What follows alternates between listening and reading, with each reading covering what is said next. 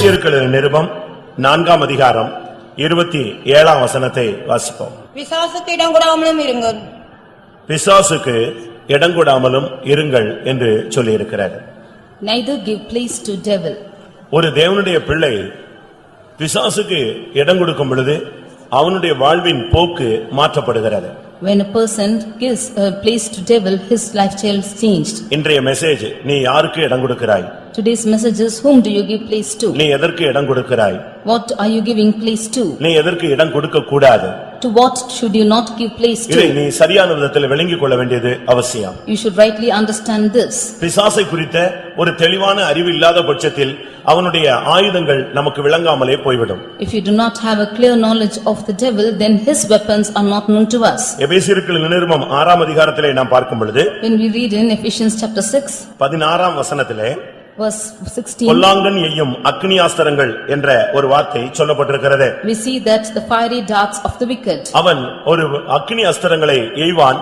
அதை தடுக்க நமக்கு சக்தி இல்லாவிட்டால் அது நம்முடைய வாழ்வை, ஊழியத்தை, வருங்காலத்தை அது சிதைத்து போட்டுவிடும். He is putting the fiery darts of the wicked, and if we are not aware of it, then our life will be put in shattered. இந்த வசனம் ஒரு சின்ன வசனம்தான், ஆனால் இதற்குள்ளே ஒரு பெரிய எச்சரிப்பின் சத்தம் இருந்து கொண்டிருக்கிறது. This is a small verse, but a big caution is given to us. ஏனென்றால் மனிதன் இன்னைக்கு अनेक காரியங்களுக்கு தன்னுடைய வாழ்க்கையில், ஊழியத்தில் அவன் இடம் கொடுத்து கொண்டே வருகிறான். Because man is giving place in his life and in his ministry to many things. உங்களுடைய வாழ்க்கையிலே யாருக்கு இடம் கொடுக்கிறீர்கள்? To whom are you giving place in your life? உன்னுடைய ஊழியத்திலே யாருக்கு இடம் கொடுக்கிறாய்? In your ministry, whom are you giving place to? உன்னுடைய மனதிலே நீ யாருக்கு இடம் கொடுக்கிறாய்? In your mind, whom are you giving place உன்னுடைய to? இருதயத்தில் யாருக்கு நீ இடம் கொடுக்கிறாய்? In your heart, whom are you giving place to? உன்னுடைய வீட்டிலே யாருக்கு இடம் கொடுக்கிறாய்? In your house, whom do you give place உன்னுடைய to? வாழ்வின் ஒவ்வொரு பகுதியிலும் நீ யாருக்கு இடம் கொடுக்கிறாய்? In every aspects of your life, whom are you giving place to? இந்த மெசேஜ் உனக்கு ஒரு எச்சரிப்பின் சத்தமாக கர்த்தர் பரத்திலிருந்து அனுப்புகிறார். This message is given as a caution to you. எபேசியர் சபைக்கு ஒரு எச்சரிப்பின் சத்தம் கொடுக்கப்பட்டது, பிசாசுக்கு இடம் கொடாமலும் இருங்கள். To the Ephesian church, this was the caution, neither to give place to the devil. அவனுக்கு கொஞ்சம் இடம் கொடுத்தா போதும், அவனுக்கு இருக்க இடம் கொடுத்தா அவன் படுக்க இடம் கேட்கிற ஒரு ஆள். If he should be given place to sit, then he will ask place to lie down. ஒட்டகம் சொன்னதான், என்னுடைய தலையை மாத்திரம் உள்ளே நுழைத்துக் கொள்ளுகிறேன், உடம்பு என்ன ஆனாலும் பரவாயில்லை என்று ஒட்டகம் தன்னுடைய தலையை அந்த கூடாரத்துக்குள்ளே நுழைத்துக் கொண்டது. Camel said, give me place only to let my head inside, and it let its head into the tent. அப்படியே கொஞ்சம் கொஞ்சமாக உள்ளே வந்து கொண்டே இருக்கும். By itself it came slowly inside. இப்போ அந்த ஸ்மெல்ல வீட்டுக்குள்ள இருக்கிறவனுக்கு உள்ளே இருக்க முடியாது. Now because of that smell, the person inside that house could not dwell. அந்த ஒட்டகத்தினுடைய பேட் ஸ்மெல்ல தாங்க முடியாம அவன் வெளியே வந்துட்டான். ஒட்டகம் இப்போ கூடாரத்துல போய் தங்கி விட்டது. He could not bear the bad smell of that camel and came outside the tent, but that camel went and laid inside the tent. இதுதான் பிசாசுனுடைய ஒரு character. This is the character of the devil. அவன் உள்ள நுழையிறதுக்கு chance கிடைக்குமான்னு பாப்பா, நீ கொடுத்து விட்டால் அடுத்த செகண்ட் உன்னுடைய வாழ்க்கையிலே அவன் புகுந்து தங்கி விடுவான். He will see if there is a chance for him to enter in. If you give him place, then he will come and dwell in you. ஒரு தேவனுடைய பிள்ளை பிசாசுக்கு இடம் கொடுக்க கூடாது. A child of God should not give room for the devil. பிசாசுக்கு இடம் கொடுக்க கூடாதுன்னு சொன்னா பிசாசு எப்படி வருவான்? If you should not give room for the devil, then how will he come in? முடியை விரித்து கொண்டு வருவானா? Will he come with his hair இல்ல உயரமாக ஒரு ஜெய்ஜாண்டிக் ஃபிகராக வருவானா? Or will he come fast with a gigantic figure? அப்படி ஒரு சூழ்நிலையில் அவன் வருவான் என்றால் நாம் அவனை எதிர்க்க முடியும், அவனை புரிந்து கொள்ள முடியும். அது தவறு, அவன் பிசாசு என்கிற ஒரு விளக்கம் நமக்கு கிடைக்கும். If he should come in such a state, then we will understand that he is devil and we will be cautious. ஆனால் இன்றைக்கு அவனுடைய தந்திரமான செயல்களை நீங்கள் அறியாதவர்கள் அல்லவே.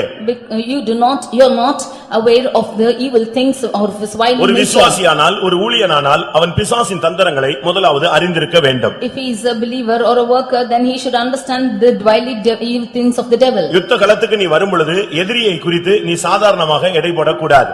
When you come to the warfare, you should not be dealing in an ordinary manner with the enemy. உலகத்துல சொல்லுவாங்க, சின்ன பாம்பா இருந்தாலும் பெரிய கம்பெடுத்து அடிக்கணும்னு சொல்லுவாங்க. May it be a small serpent, you should beat it with a big stick. பிசாசு எப்படி வருவான் என்று உனக்கு தெரியாது, தெரிந்திருந்தால் நீ ஜெயித்து விடுவாய். If you know how the devil is coming in, then you will be overcoming it. காயினுக்குள்ளே பொல்லாங்கன் உள்ளே நுழைந்தான். Into Cain came the evil one. அவனை பெற்றெடுக்கும் பொழுது அவனுடைய தாய் சொன்னாள், தேவனால் ஒரு குமாரனை நான் பெற்றெடுத்தேன் என்று என்று சொன்னாள். When his mother gave birth to him, he said that I have got the son of God. ஆனால் புதிய ஏற்பாட்டிலே அப்படி அல்ல, அவன் பொல்லாங்கினால் உண்டாயிருந்தான் என்று வேதம் சொல்லுகிறது. But in the New Testament, the word of God says that he is become begotten of the wicked. அப்படினால் அவன் மனுஷ கொலைபாதகனாக, எரிச்சல் உள்ளவனாக, கோபம் உள்ளவனாக, சகோதரனையே கொலை செய்யக்கூடியவனாக அவன் மாறி போனான். Therefore he became an angered person who was a murderer, who could even murder his own brother. 3.5 வருடம் ஊழியம் செய்ததான யூதாசுக்கு பிசாசின் தந்திரம் புரியாமல் போய்விட்டது. 3.5 years Judas who ministered with Jesus, he could not understand the fiery darts of devil. அவனுக்கு இயேசுவை தெரிந்திருந்தது, He knew Jesus, பரலோகம் தெரிந்திருந்தது. he knew heaven, ஆனால் பிசாசு எந்த சூழ்நிலையில வந்து நம்முடைய வாழ்வை கெடுப்பான் என்று அவனுக்கு அறியாமல் இருந்தான்.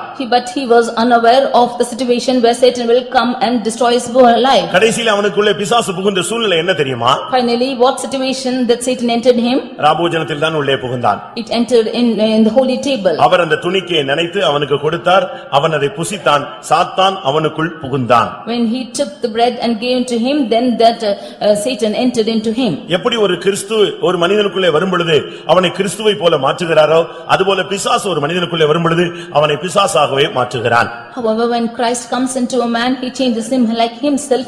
Even so, when devil comes into a man, he changes him like him. அதனால தான் இயேசு சொன்னார், உங்களில் ஒருவன் பிசாசாய் இருக்கிறான் என்று சொன்னார். Therefore Jesus said, one of you among you is like a devil. ராபோஜனத்திலே அவனுக்குள்ளே பிசாசு புகுந்தது, கொஞ்ச நாளில் அவனை பிசாசாய் மாற்றினது. In the holy communion, Satan entered into him and totally turned him into a Satan after few days. தாவீது சாத்தானால் ஏவப்பட்டான் என்ற ஒரு வார்த்தை சொல்லப்பட்டிருக்கிறது. We see that David is also inspired of the devil. ஒரு அபிஷேகம் பண்ணப்பட்ட மனிதன், He was an anointed man of God. கோலியாத்தை மேற்கொண்ட ஒரு மனிதன், He who overcame Goliath. இஸ்ரவேலுக்கு ஒரு பெரிய ரட்சிப்பை ஏற்படுத்தின மனிதன். He who caused us great salvation to Israel. ஆனால் அவனுக்குள்ளே திடீரென்று ஒரு ஏவுதல் வந்தது. அது என்ன ஏவுதல் என்பதை அவனால் நிதானிக்க முடியாமல் போய்விட்டது. But all of a sudden there came an urging in his heart. He did not know what it was for. வேதம் சொல்லுகிறது, சாத்தான் அவனை ஏவி விட்டான். The word of God says that Satan tempted அந்த him. ஏவுதலை அவனுக்குள்ள இருந்த அபிஷேகத்தினால் அவன் பகுத்தறிந்து கண்டுபிடிக்க இயலாதவனாய் போய்விட்டான். With the anointing in him, he was not able to understand that urging of the devil. கடைசியிலே அவன் தோற்று போனான். Finally, he was defeated. அவனுடைய ஜனங்கள் அநேகர் அழிக்கப்பட்டு போனார்கள். And because of it, many of people were ஒரு மனிதனுடைய destroyed. தவறினாலே அநேக ஆத்துமாக்கள் அழிந்ததை நாம் வேதத்திலே பார்க்க முடியும். We see that many of them were destroyed because of one man's error. ஒரு தகப்பன் பிசாசுக்கு இடம் கொடுக்கும் பொழுது அந்த குடும்பமே சீரழிந்து போய்விடுகிறது. When father gives room for the devil, that whole family shattered. ஒரு தாய் பிசாசுக்கு இடம் கொடுக்கும் பொழுது அந்த குடும்பம் நடுத்தெருவில் வந்து நின்றுவிடும். When a mother is giving room for the devil, then that family will come to the mid streets. ஒரு வீட்ல ஒரு வாலிப பையனோ ஒரு பெண்ணோ தவறான பாதைகளுக்கு தங்களை இடம் கொடுக்கும் பொழுது அந்த குடும்பம் தலைகுனிய ஆரம்பிக்கிறது. When a young boy or a young girl in the family give room for bad manners, then that whole family is being put to shame. ஒரு சபை ஊழியக்காரன் பிசாசுக்கு இடம் கொடுக்கும் பொழுது அந்த சபை முன்னேற்றம் அது தடுக்கப்பட்டு விடுகிறது. When the servant of God give room for the devil, then the progress of the church is being hindered. தாவீது ஒரு தலைவன், அவன் சாத்தானுக்கு இடம் கொடுத்த பொழுது அவனுடைய தேசத்தின் ஜனங்கள் அழிக்கப்பட்டார்கள். David was the head and he gave room for the devil, then the people of that land were destroyed. அதனால தான் அவன் போய் கடைசியாக ஆண்டவரிடத்தில் சொன்னான், ஆண்டவரே, நான் தானே தவறு செய்தேன், இந்த ஆடுகள் என்ன தவறு செய்தது, அதையே நீர் தண்டிக்க வேண்டும் என்று கர்த்தரிடத்திலே மன்றாடினான். That is why he pleaded to the Lord that what I only have sinned, what have these sheep have done, and therefore he pleaded unto the Lord. சாத்தானுடைய ஏவுதலை அவனால் புரிந்து கொள்ள முடியவில்லை. He was not able to understand the urging of the devil. ஒரு பெரிய நியாயத்தீர்ப்பு வந்த பின்புதான் அவனுக்கு சாத்தானுடைய ஏவுதலை புரிந்து கொள்ள முடிந்தது. Only after a great judgment he was able to understand the urging of the devil. அனனியா சப்பீராளை குறித்து நாம் பார்க்கும் பொழுது, When we read about Ananias and Sapphira, அவர்களுக்குள்ளே சாத்தானுடைய ஏவுதல் வந்தது, அதை அவர்கள் விளங்கிக் கொள்ள முடியாமல் கடைசியிலே ரெண்டு பேருமே செத்து போனார்கள். they had the urging of the devil, they were not able to understand it, finally both of them were put to death. அதனால்தான் பேதுரு அந்த அனனியாவிடத்தில் பேசும் பொழுது, நீ காணிக்கையிலே வஞ்சிக்க முடியாக உன் இருதயத்தை சாத்தான் நிரப்பினது என்ன என்று அவன் கேட்கிறான். Therefore, when Peter is speaking to Ananias, he is telling, how has Satan deceived thy heart, that thou hast conceived this thing in thy heart? உன் இருதயத்தை சாத்தான் நிரப்பினதினால் நீ காணிக்கையிலே ஏமாற்ற ஆரம்பித்தாய். Because Satan has filled thy heart, you have deceived in the offering. ஆனபடினால் நீ மரிக்கிறாய். Therefore, you are going to die. நீ மரித்தது மாத்திரமல்ல, அவனுடைய மனைவியும் அதே பொய்யை சொன்னபடினால் அவளுமே மரித்து போய்விட்டாள். You have not only died, but because the same line was uttered by thy wife, she also has to die. சில குடும்பங்கள் விமோசனம் அடையாததுக்கு காரணம் காரணம் புருஷனும் மனைவியும் ஒருமித்து தவறுகளுக்கு இடம் கொடுப்பதினால். Some families are not progressing because the husband and wife are unitedly giving room for the same mistake. எபேசியர் சபையிலே இப்படிப்பட்ட சூழ்நிலைகள் இருந்தபடினால் ஆவியானவர் பவுல் மூலமாக பேசினார், நீங்கள் பிசாசுக்கு இடம் கொடாமல் இருங்கள். Because such situations were prevailing in the Ephesian church, the Spirit of God spoke to Saint Paul saying, do not give room for the devil. சகரியாவின் புத்தகத்திலே ஒரு பிரதான ஆசாரியனுடைய வாழ்க்கை சித்தரிக்கப்பட்டிருக்கிறது. The life of a high priest has been stated in the book of Zechariah. அவன் தேவ சந்நிதியிலே போய் நின்ற பொழுது சாத்தான் அவனுக்கு தீங்கு செய்யும்படியாக அவனுடைய வலது பக்கத்திலே வந்து நின்று கொண்டிருந்தானாம். When he went to the presence of God, the Satan came to and stood on his right hand to accuse him. அவன் தேவ சமூகத்துக்கு வந்து விட்டான், ஆனால் சாத்தானும் அவனுக்கு பின்னாக வந்து விட்டான். He came to the presence of God, but even Satan came to his right hand. சகரியா 3ஆம் அதிகாரத்திலே நீங்கள் இதை வீட்டிலே படித்துக் கொள்ளுங்கள். You can read this in Zechariah chapter 3. அங்கே அவனுக்கு தீங்கு அவன் ஒரு வல்லமையுள்ள ஒரு ஊழியன், ஆனால் அவனுக்கு தீங்கு செய்யும்படியாக சாத்தான் அவனை பின்தொடர்ந்து கர்த்தருடைய சன்னிதானத்துக்கே வந்து நின்று விட்டான். He was a powerful servant of God, but in order to accuse him, Satan came and stood on his right hand. என்ன நடந்தது? What happened? கர்த்தர் கிருபையாக அந்த சாத்தானை கடிந்து கொண்டு இவனுடைய அழுக்கு வஸ்திரத்தை மாற்றி சிறந்த வஸ்திரங்களை கொடுத்து சாத்தானுடைய கண்ணியிலிருந்து அவனை தப்புவித்தார். The Lord by his grace, he rebuked the Satan and gave him a change of his raiment, and he caused him to change his filthy clothes. சுபாவங்கள் மூலமாய் உள்ளே வருவான். By the characters he will come inside. கர்த்தருடைய பந்தி மூலமாய் உள்ளே வருவான். Through the Lord's communion he will come சில inside. ஏவுதல் கொடுத்து உனக்குள்ளே வருவான். He will give you certain urging and come inside you. காணிக்கை மூலமாக உனக்குள் வருவான். Through the offerings he might come inside you. உன்னுடைய சுய நீதியின் மூலமாய் அழுக்கு வஸ்திரங்கள் மூலமாய் உன்னோடு கூட வருவான். Through your self-righteousness or filthy garments he might come inside you. அடுத்து உன்னோடு பேச கூட அவனுக்கு நீ இடம் கொடுக்க கூடாது. Nextly you should not give a room for him to speak. Mark 1ஆம் அதிகாரம் 34ஆம் வசனத்திலே சாத்தான் அங்கே பிசாசு பிடித்த மனிதன் பேச ஆரம்பித்தான், இயேசு அவனை பேச இடம் கொடுக்கவில்லை. In Mark 1:34 we can see that the man who was possessed by devil he began to speak, but Jesus did not admit him. சாத்தான் உன்னோடு பேசுவான். See, Satan will speak. பேச்சு ஒரு சாத்தானுடைய ஒரு பெரிய ஆயுதம். The speaking is a great weapon of the devil. மௌனம் பரிசுத்தவான்களுடைய ஒரு ஆயுதம். The silence is the weapon of the saints. புத்திமான்கள் இந்த காலங்களிலே மௌனமாய் இருக்க வேண்டும். The wise should be remain silent these days. பேசாமல் இருப்பதினால் மூடன் ஞானியாக எண்ணப்படுவான், பேசுகிறதனால் ஞானி மூடன் என்று எண்ணப்படுவான். The fool will become wise even if he does not speak, because of speaking even the wise will become a fool. அதனால தான் வேதத்தில் சொல்லி இருக்கிறது, உன் பேச்சினால் நீ சிக்குண்டாய் அகப்பட்டாய் என்று சொல்லி இருக்கிறது. Therefore in the word of God we see, but by your talks you have been caught. அவசியம் இல்லாமல் யாரோடும் நீங்கள் பேசி பழக வேண்டாம். Unnecessarily you should not speak to anyone. chatting datingலாம் நீ போனினா உன்னுடைய வாழ்க்கை சீரழிந்து போய்விடும். If you go into chatting, then your life will be disaster. அவசியமில்லாத நபர்களோடு பேசாதிருங்கள். With unwanted friends do not speak. புதிய ஃப்ரெண்ட்ஸ்களை நீங்கள் ஏற்படுத்திக் கொள்ளாதிருங்கள். Do not encourage new friends. வயதுக்கு மிஞ்சினவர்களோடு நீங்கள் பழக வேண்டாம். You do not go beyond your limits of age to ஊழியர்களாக இருந்தாலும் சரி, விசுவாசிகளாக இருந்தாலும் சரி, may be the servants of God or believers, உறவு முறையாக இருந்தாலும் சரி, அந்நியனாக இருந்தாலும் சரி, may be it your relative or a stranger, வேலை ஸ்தலமாக இருந்தாலும் சரி, பக்கத்து வீடாக இருந்தாலும் சரி, may it be a work spot or your neighbor, உங்களால் அவர்களுக்கு பல காரியங்கள் ஆனாலும் சரி, அவர்களால் உங்களுக்கு பல காரியங்கள் ஆனாலும் சரி, may things be happening through you or may things be happening through them. உன்னுடைய பேச்சு நீ அதுக்கு இடம் கொடுத்தால் சத்துரு உனக்குள்ளே உன்னுடைய வாழ்க்கையை சிதைத்து போட்டு விடுவான். If you give room for your talking, then Satan will scatter you. இங்கே எபேசியர் சபையை பார்த்து பவுல் பேசுகிறார், நீங்கள் பிசாசுக்கு இடம் கொடாமல் இருங்கள். Now looking unto the Ephesian church, Saint Paul says, do not give room for the devil. அருமையானவர்களே, நீங்கள் பிசாசுக்கு உங்களுடைய வாழ்க்கையிலே இடம் கொடுத்திருக்கிறீர்களா? Dear beloved, have you given room for the devil in your life? கோபத்தின் மூலமா இடம் கொடுத்திருக்கிறீர்களா? Through anger have you given place for devil? சுத்திகரிக்கப்படாமல் துணிந்து பராபோஜனம் எடுத்ததினால் இடம் கொடுத்திருக்கிறீர்களா? Because of unsanctification and because you have voluntarily taken communion, have you given place for சாத்தானுடைய devil? ஏவுதலை நீங்கள் புரிந்து கொள்ளாமல் இடம் கொடுத்திருக்கிறீர்களா? Without understanding the urging of the devil, have you given place to devil? காணிக்கையிலே வஞ்சித்து பிசாசுக்கு இடம் கொடுத்திருக்கிறீர்களா? Having deceiving the offering, have you given place for devil? சுய நீதியை பேசி உங்களுடைய நீதியை உயர்த்தி நீங்கள் கர்த்தருடைய சத்தத்துக்கு செவிகொடாமல் பிசாசுக்கு இடம் கொடுத்திருக்கிறீர்களா? Speaking your own self-righteousness and exalting yourself, have you given room for the place to devil? வீணாக பேசி பேசி பேசி உன்னுடைய வாழ்க்கையிலே பிசாசுக்கு இடம் கொடுத்திருக்கிறாயா? With unnecessary talks, have you given room for the devil?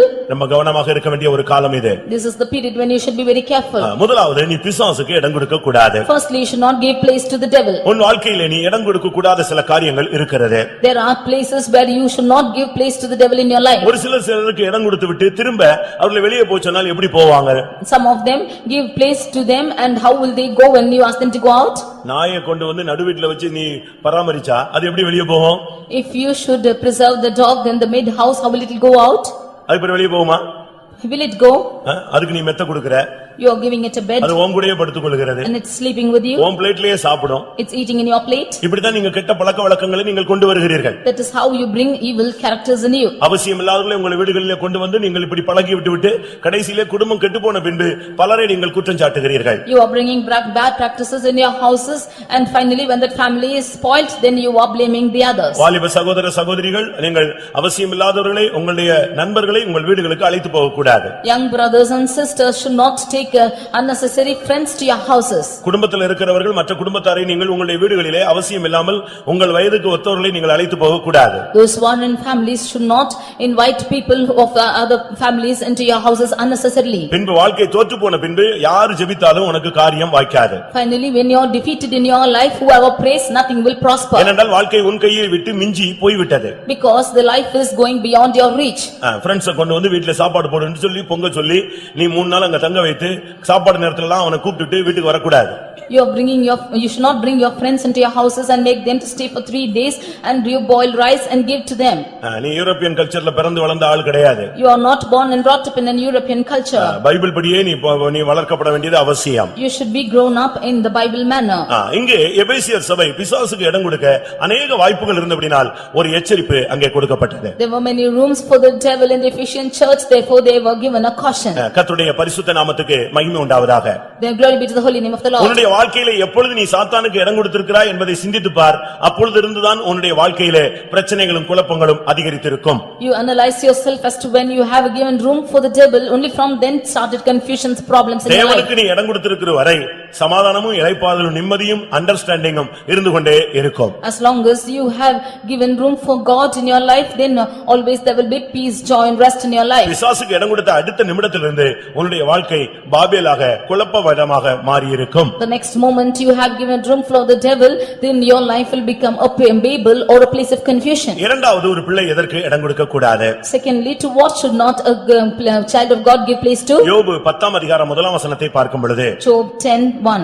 அவன் சொல்லுகிறான், நான் துயரத்துக்கு இடம் கொடுத்து விட்டேன். He says that I have given place for bitterness. பிசாசுக்கு நீ இடம் கொடுத்தேன்னு சொன்னா அடுத்து நீ துயரத்துக்கு இடம் கொடுப்பாய். If you give room for Satan, then nextly you will give room for worry in your life. பிசாசினுடைய ஒரு முக்கியமான ஆயுதம் அது துயரம், துக்கப்படுத்துவது. One of the weapon of Satan is weariness. அது உள்ளே வரும் பொழுது உன்னுடைய வாழ்க்கை மிகவும் வேதனைக்குள்ளே கடந்து போக ஆரம்பிக்கும். When it comes into your life, then your life will go into much pain. இன்னைக்கு எத்தனை பேர் துயரத்துக்கு இடம் கொடுத்திருக்கிறீர்கள்? Today how many of you have given room for worry? கர்த்தருக்குள் மகிழ்ச்சியா இருப்பதுதான் நம்முடைய பலனாக இருக்கிறது. To be joyous in the Lord is our strength. ஒன்றுமே இல்லாது இருக்கும் பொழுது நான் எப்படி கர்த்தருக்குள்ளே சந்தோஷமா இருக்க முடியும் என்று நீ கேள்வி எழுப்பலாம். You might ask a question as to when nothing is found, how can be joyous in the Lord? பிரியமானவர்களே, அப்படி அல்ல.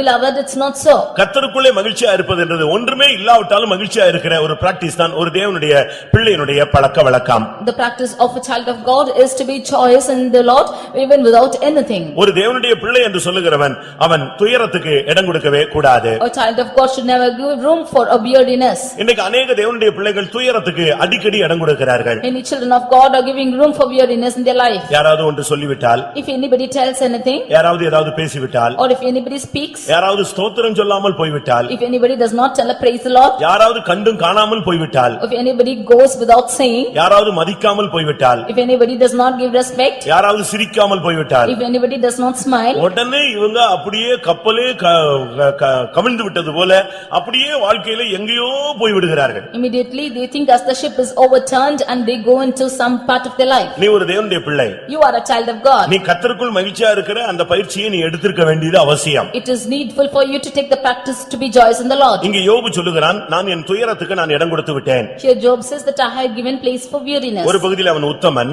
He was upright. மற்றொரு பகுதியில் அவன் சன்மார்க்கன், On the other side he was மற்றொரு பகுதியில் பார்க்கும் பொழுது அவன் பொல்லாப்புக்கு விலகினவன், he was departing from evil, இன்னொரு விதத்தில் அவன் தேவனுக்கு பயந்தவன். and on the other hand he was fearing the Lord. ஆனால் இவைகள் நான்கும் அவனுக்கு அனுகூலமா இருக்கும் பொழுது அவன் நல்லவனே. He was, when all these four things were on his part, then he was joyous. ஆனால் இப்பொழுது சூழ்நிலைகள் மாறின பொழுது துயரத்தின் ஆவி அவனை வந்து தாக்க ஆரம்பித்தது. But when situations changed, the spirit of weariness came and attacked him. நீ எல்லாவற்றையும் இழந்து போய் விட்டாய். He lost everything. இனி உன் வாழ்க்கை முடிந்து விட்டது. Now your life is going to be உன் end. பிள்ளைகள் மரித்து விட்டார்கள். Your children have died. உன் குடும்பம் உன்னை வெறுத்து விட்டது. Your family has hated you. உன் வசதி வாய்ப்பை இழந்து போய் விட்டாய். You have lost all your facilities. இனி வாழ்க்கையில முன்னேற்றம் இல்லை. There's no more progress in your life. இனி எந்த விதத்திலும் உனக்கு முன்னேற்றம் கிடையாது. You have no progress anymore. இனி உனக்கு யாரும் கை கொடுக்க மாட்டார்கள். Nobody will give hand to you. இப்படி எல்லாம் பிசாசு அவனோடு இடைப்பட்டு அவனை குழப்பின பொழுது அவன் துயரத்துக்கு இடம் கொடுத்து விட்டான். Saying so, when Satan has confused him, he gave room for weariness. ஒன்றை நீங்கள் புரிந்து கொள்ளுங்கள், அவன் எய்கிற ஒரு அக்கினி அஸ்திரத்தினுடைய ஒரு பகுதிதான் இந்த துயரம். This weariness is a fiery dart which he is spreading. இப்ப பிரசங்கம் கேட்டாலும் உனக்கு துயரம் போக மாட்டேங்குது. Even if you hear the message, this weariness is not பைபிளை going out. படிச்சாலும் துயரம் போக மாட்டேங்குது. Even when you read the word of God, you're not able to get out of this ஏனென்றால் weariness. நீ அந்த வல்லமைக்கு இடம் கொடுத்து விட்டாய். Because you have given room for this இப்ப power. என்ன சம்பவிக்கிறது? தேவ சமூகத்தை விட்டு விலகுகிறாய். Now you are departing from the presence of God. பிரியமானவர்களே, அப்படி அல்ல. Beloved, it's not ஒரு so. தேவனுடைய பிள்ளையை துயரம் என்கிற சக்தி தாக்கும் பொழுது அவன் பைபிளை வாசித்தா அந்த துயரம் நீங்கும். When a person, a child of God is affected by weariness, when he reads the word of God, this will depart. தேவ சமூகத்துக்கு போனால் அவனுக்கு துயரத்துக்கு பதிலாக கர்த்தர் ஆனந்த தைலத்தை தருவார். When he goes to the presence of God, instead of this weariness, the Lord will give him oil of gladness. ஏசாயா 61:3 நாம் பார்க்கும் பொழுது Isaiah chapter 61:3, துயரப்படுகிறவர்களுக்கு ஆறுதலை அவர் கொடுக்கிறார். he is giving comfort to the ones who are weary. துயரத்துக்கு பதிலாக ஆனந்த தைலத்தை கர்த்தர் கொடுக்கிறார். Instead of sorrow, he is giving oil of gladness. அதனால நீ காத்திருப்பு கூட்டத்துக்கு வான்னு சொல்றோம். That is why we ask you to come for காத்திருப்பு tarry meeting. கூட்டத்துக்கு வராம நீ பரலோகத்துக்கு போகணும்னு நீ சிந்திக்க கூடாது. You should not think to go to heaven without coming for tarry காத்திருப்பு meeting. கூட்டத்துக்கு வரும் பொழுது நீ கர்த்தருக்கு காத்திருக்கிறாய், நீ புதுபலன் அடைந்து செட்டைகளை அடித்து உயர எழும்புகிறாய். When you come for the tarry meeting, you are waiting for the Lord and you are filled with the joy of the Lord and fly in high places. அந்த அபிஷேகத்தினுடைய ஒரு பகுதிதான் ஆனந்த தைலம். On a part of this anointing is the oil of joy. உம்முடைய தோழரை பார்க்கிலும் உம்மை ஆனந்த தைலத்தினால் அவர் அபிஷேகம் பண்ணினார். More than your friends, he has anointed you with the oil of gladness. உலக கவலையை மறக்கிறதுக்கு தான், துயரத்தை மறக்கத்தான் பரிசுத்த ஆவியானவர் நமக்கு ஆறுதலாய் வருகிறார். That you might forget the mourning, the Holy Spirit is coming into you as the oil of gladness. நமக்கு இந்த உலகத்துல எந்த விதமான சந்தோஷமும் கிடையாது. We have no other joy in this world. அதனால நீங்க காத்திருப்பு கூட்டத்துக்கு வா, ஒரு மணி நேரம் முழங்கால் போடு, கர்த்தருடைய சமூகத்துல உன் துயரத்தை இறக்கி வை, ஆண்டவருடைய சமூகத்துல நீ ஆனந்த தைலத்தினால் அபிஷேகம் பண்ணப்படுவாயாக. That is why you come for the tarrying meeting, you put down the bad ones in the presence of God and be filled with the oil of gladness. மணவாளன் கூட இருக்கும் பொழுது நீ துயரப்பட வேண்டிய அவசியம் இல்லை. When the bridegroom is with you, you should not mourn. மத்தேயு 9:15 பார்க்கும் பொழுது Matthew 9:15 when we read, மணவாளன் கூட இருக்கும் பொழுது நீ துயரப்பட வேண்டிய அவசியம் இல்லை. when the bridegroom is with you, you should not mourn. கர்த்தருடைய பிரசன்னம் உன்னோடு இல்லாத பொழுதுதான் உனக்கு துயரம் என்கிற அந்த ஆயுதம் உன்னை தாக்கி விடுகிறது. The presence of God is not with you, then this weariness is attacking உங்களில் you. எத்தனை பேர் பிசாசுக்கு துயரத்துக்கு இடம் கொடுக்கிறீர்கள்? How many of you have given room for this weariness and Satan? நீ அவைகளுக்கு இடம் கொடுக்கும் பொழுதுதான் உன்னுடைய வாழ்க்கையை அது இழுத்துக் கொண்டு போய் விடுகிறது. Only when you give room for this in your life, then it will take your life out. இந்த துயரம் வரும் பொழுது அவிசுவாச அறிக்கை வரும். When this weariness comes into you, then the disbelief comes into your mouth. இந்த துயரம் வரும் பொழுது ஜெபம் நின்று போய்விடும். When this weariness comes, then prayer is stopped. இந்த துயரம் வரும் பொழுது பரிசுத்தவான்களுடைய ஐக்கியம் குறைந்து போய்விடும். When this weariness comes, then the fellowship of the saints is shortened. இந்த துயரம் வரும் பொழுது உன்னுடைய வீட்டில தேவ சமூகம் விலகி போய்விடும். When the weariness comes into you, the presence of God departs from your house. துயரம் என்கிற ஆயுதம் உன்னை தாக்கினால் உடனே நீ ஆனந்த தைலத்துக்கு இடம் கொடுத்து உன்னுடைய வாழ்க்கையை சீர்படுத்திக் கொள்ள வேண்டியது அவசியம். If weariness is attacking you, immediately you should give room for the oil of gladness and set right your life. ரோமர் 14:16 பார்க்கும் பொழுது Romans 14:16. அங்கே என்ன சொல்லப்பட்டிருக்கிறது? What is told there? உங்களுடைய நன்மை தூஷிக்கப்பட இடம் கொடாதிருங்கள். You should not allow your good to be evil spoken of. உங்களுடைய ரட்சிப்பு தூஷிக்கப்பட நீங்கள் இடம் கொடுக்க கூடாது. Your salvation should not be evil spoken. உங்களுடைய விசுவாச ஜீவியம் தூஷிக்கப்பட இடம் கொடுக்க கூடாது. Your life of faith should not be evil spoken of. உங்களுடைய பெந்தேகோஸ்தே வாழ்க்கை மற்றவர்களால் தூஷிக்கப்பட கூடாது. Your Pentecostal life should not be evil spoken. நீங்கள் எதற்கு இடம் கொடுக்கிறீர்கள்? What are you giving room to? உங்கள் மூலமாய் தேவனுடைய நாமம் மகிமைப்பட இடம் கொடுக்கிறீர்களா? உங்கள் மூலமாய் தேவனுடைய நாமம் தூஷிக்கப்பட இடம் கொடுக்கிறீர்களா? Is the name of the Lord glorified through you, or is the name of the Lord being accused because of you? வேதம் தெளிவாக சொல்லுகிறது, உங்கள் நன்மை தூஷிக்கப்பட இடம் கொடாதிருங்கள். The word of God clearly says, let not your good be evil spoken of. உனக்கு தேவன் கொடுத்த கிருபையை மற்றவர்கள் தூஷிக்க கூடாது. The grace that God has given to you, that others should not evil speak. அப்படியானால் அவர்கள் தூஷிக்கிறார்கள் என்று சொன்னால் உன்னுடைய ரட்சிப்பு சரியான விதத்தில் அமையவில்லை, உன்னுடைய செயல்களில் எங்கேயோ தவறு இருக்கிறது. If the others are evil speaking about your salvation, then your salvation is not right, there is somewhere wrong. ரோமர் 2 அதிகாரம் 23 24 வசனங்களை நாம் பார்க்கும் பொழுது Romans 2:23 and 24. அங்கே என்ன சொல்லி இருக்கிறது? What is told here? நியாயப்பிரமாணத்தை நீ மீறும் பொழுது உன்னிமித்தம் தேவனுடைய நாமம் தூஷிக்கப்படுகிறது. When you are going across the law, then because of you the name of the Lord is evil spoken of. நீ பிரமாணத்தை மீறும் பொழுது நீ தேவனை கனவீனம் பண்ணுகிறாய். When you are going against the Lord, you are dishonoring the Lord. நீ பைபிளை கையில வச்சிட்டு பைபிள் வசனத்தை நீ மீறி நடக்கும் பொழுது நீ தேவனை கனவீனம் பண்ணுகிறாய். When you are having the word of God in your hand and you are not speaking against it, then you are dishonoring the Lord. தேவனுடைய நாமம் புறஜாதிகளுக்குள்ளே உங்கள் மூலமாய் தூஷிக்கப்படுகிறது. The name of the Lord is being accused in the presence of the Gentiles. ஆண்டவருடைய நாமம் உன் மூலமாய் தூஷிக்கப்படக்கூடாது. The name of the Lord should not be accused because of you. நீங்க யோசிச்சு பாருங்க. You just think and see. உங்கள் மூலமாய் எப்பொழுதாவது ஆண்டவரை மற்றவர்கள் குறை சொல்லி இருக்கிறார்களா? Has anybody blamed the Lord because of you? உங்க பைபிள் என்ன சொல்லுகிறதுன்னு கேக்குறாங்களா? They said what does the word of God say? உங்க சர்ச்சில் இப்படி தான் சொல்லி கொடுக்கறாங்களான்னு கேக்குறாங்களா? Do they say that do they teach in your church like this? அப்பொழுதெல்லாம் தேவன் எவ்வளவு வேதனைப்படுவார் என்று யோசிக்கிறீர்கள்? How many of you think that the Lord will be worried because of this? நிச்சயமாய் உங்கள் மூலமாய் தேவனுடைய நாமம் தூஷிக்கப்படுகிறது. Truly the name of the Lord is blasphemed because of you. வேலைஸ்தலங்களில் நீ ஒரு தவறு செய்யும் பொழுது, When you are committing wrong in your workplaces, குடும்ப வாழ்க்கையில நீ ஒரு தவறு செய்யும் பொழுது, when you are committing a mistake in your family உன் life, வாலிப பிராயத்தினால் நீ ஒரு தவறு செய்யும் பொழுது, in your youth age when you are committing a mistake, உன்னுடைய ஊழியத்திலே உன்னுடைய பிரதிஷ்டையிலே நீ தடுமாறும் பொழுது, when you are breaking in your consecrations in your ministry, அப்பொழுதெல்லாம் தேவனுடைய நாமம் தூஷிக்கப்படுகிறது. all that times the name of the Lord is blasphemed. உடனே வந்து சொல்லுவாங்க, அவங்க உன்னைய குறை சொல்றதை விட பைபிளை குறை சொல்லுவாங்க. Immediately they will blaspheme more than the word of God more than you. உன்னை குறை சொல்றதை விட மார்க்கத்தை குறை சொல்லுவாங்க. They will blaspheme the religion more than you. உன்னை குறை சொல்றதை விட தேவனுடைய நாமத்தை தூஷிப்பார்கள். More than blaming you, they will blame the name of the Lord. அன்னைக்கு ஒரு இடத்துக்கு போயிருக்கும் பொழுது, When I had gone to a place, ஒருத்தர் சொல்றாரு, இப்படி மேலையும் கீழையும் இடது பக்கம் வலது பக்கம் அடிச்சா போதுமா, வாழ்க்கை வேணுங்க அப்படிங்கிறார். one person said, is it good for you, enough for you to just put on the cross like this, they should come into life. நம்ம ஆளுங்க கூட ஒரு சிலருக்கு இன்னும் தெளிவான தெய்வீக சக்தி அந்த அறிவு வேத அறிவு இல்லாதனால இப்பவும் அவங்க நெத்திலையும் இடது பக்கமும் வலது பக்கமும் கை வச்சுட்டு தான் அலையறான். நம்ம வீட்டுல போய் ஜெபிச்சா அதை செய்யறான். அரசியல இருந்து வந்தது ஆள் கிடையாது, எங்கேயோ பார்த்திருக்கிறான். Because our people do not have a clear knowledge of the word of God, they are still putting on the cross like this even after we pray. அது பிள்ளையார் கோயில பார்த்த உடனே எல்லாரும் தலையில கொட்டுவான். அது ஒரு பிராக்டிஸ். நம்ம ஆளுங்க நெற்றியில இருந்து இடது பக்கம் வலது பக்கம் அப்படி அல்ல. உயரத்திலிருந்து அவர் வந்து இடது பக்கத்தில் இருந்த நம்மை வலது பக்கத்துக்கு கொண்டு வந்தார். இது நீ டெய்லி சொல்லிட்டு இருக்க வேண்டிய அவசியம் இல்ல.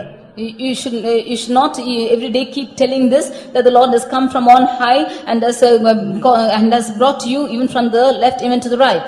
நீ வந்து செய்ய வேண்டியது உன் நிமித்தம் தேவனுடைய நாமம் தூஷிக்கப்படாம பாதுகாத்தா அது போதும். What you should do is that the name of the Lord should not be blasphemed through you. தேவனுடைய வசனத்தை நீ மீறும் பொழுது உன் மூலமா தேவனுடைய நாமம் தூஷிக்கப்படுகிறது. When you are breaking the law of the Lord, then the name of the Lord is blasphemed through you. இரண்டாம் பேதுரு 2ஆம் அதிகாரம் 2ஆம் வசனத்திலே பார்க்கும் பொழுது, 2 Peter 2:2, அங்கே என்ன சொல்லப்பட்டிருக்கிறது? what is told there? உங்களுடைய கெட்ட நடக்கைகளினாலே சத்திய மார்க்கம் தூஷிக்கப்படுகிறது.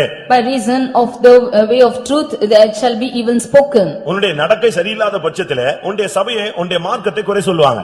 Because your way is not right, then the religion is evil spoken of. அவங்களுக்கு ரொம்ப சிம்பிளா பேச வேண்டியது உன்னுடைய சபையை தான் ஈஸியா பேசுவாங்க. They will easily speak wrong of your church. அது அவருடைய உரிமை. That is their right. ஆனா அதுக்கு இடம் கொடுத்தது நீதான் நியாயம் தீர்க்கப்பட வேண்டும். But you who have given room for this should be justified. உன்னுடைய நடக்கையை ரொம்ப கவனிப்பாங்க. You should be very careful in your ways. நீ நினைச்சுக்க கூடாது நம்மள யாருமே பார்க்கலன்னு சொல்லி. You do not think that nobody is watching you. அப்படி செய்ய கூடாது. Do not think like that. இந்த பூனை வந்து கண்ணை மூடிக்கொள்ளுமா? The cat will close its eyes. என்னன்னு கேட்டா என்ன சொல்லும்? உலகமே இருண்டு போயிருக்குன்னு. அப்படி அல்ல, நீ கண்ணை மூடினால அப்படி தெரியுது. நீ நினைக்கிற நீ செஞ்சதை யாருமே பார்க்கல கேட்கலன்னு. நீ அங்க செஞ்ச அடுத்த செகண்ட் நெட் மாதிரி எனக்கு வந்துருது. You think that nobody has seen you, nobody has watched over you, but immediately it comes like a net towards me. நம்மால எங்க நிக்கறான்னு சொல்லுவான். He will say, look, that boy is standing there. தவறு செய்றியோ இல்லையோ அடுத்த second அவனை உன்னை பத்தி report வந்து கொண்டே இருக்கும். Whether you are committing wrong or not, next moment that report is coming to me. ஒரு நாள் காலையில 5:30 மணிக்கு ஒரு ஃபெய்த்தமுக்கு ஒரு phone. One day morning 5:30 there was a phone call. நம்ம விசுவாசியை பார்த்தோம் பாஸ்டர், அவர் சிகரெட் குடிச்சிட்டு போயிட்டு இருக்காரு. I saw a believer, he is smoking and going. இவனுக்கு பார்த்த உடனே இவனுக்கு சொல்லாம இருக்க முடியாது. ஏன்னா இவன் வந்து ரகசியங்களை காக்கக்கூடிய அந்த கிருபை இல்லாத ஒரு ஆள், ஓட்டவாய். He was a person who could not keep the secrets, therefore he could not be without telling. கடைசில உடனே இவர்தான் எழுப்பிட்டான்ல, உடனே இவர் அவருக்கு போன் அடிச்சு, என்ன பிரதர் நீங்க என்ன லைன் மாறிட்டீங்களான்னு கேக்குறாரு. Immediately he called over the phone and asked whether he was changed over his line. உடனே அவரை கூப்பிட்டு கேக்குறாங்க, என்ன நீங்க மாறிட்டீங்களா, நீங்க உங்களுக்கு நம்பி நாங்க வச்சிருந்தோம் சபையில, நீங்க ஏதோ தடுமாறின மாதிரி கேள்விப்பட்டேன் அப்படி இப்படின்னு இவர் சுத்தி சுத்தி பேசுறாரு.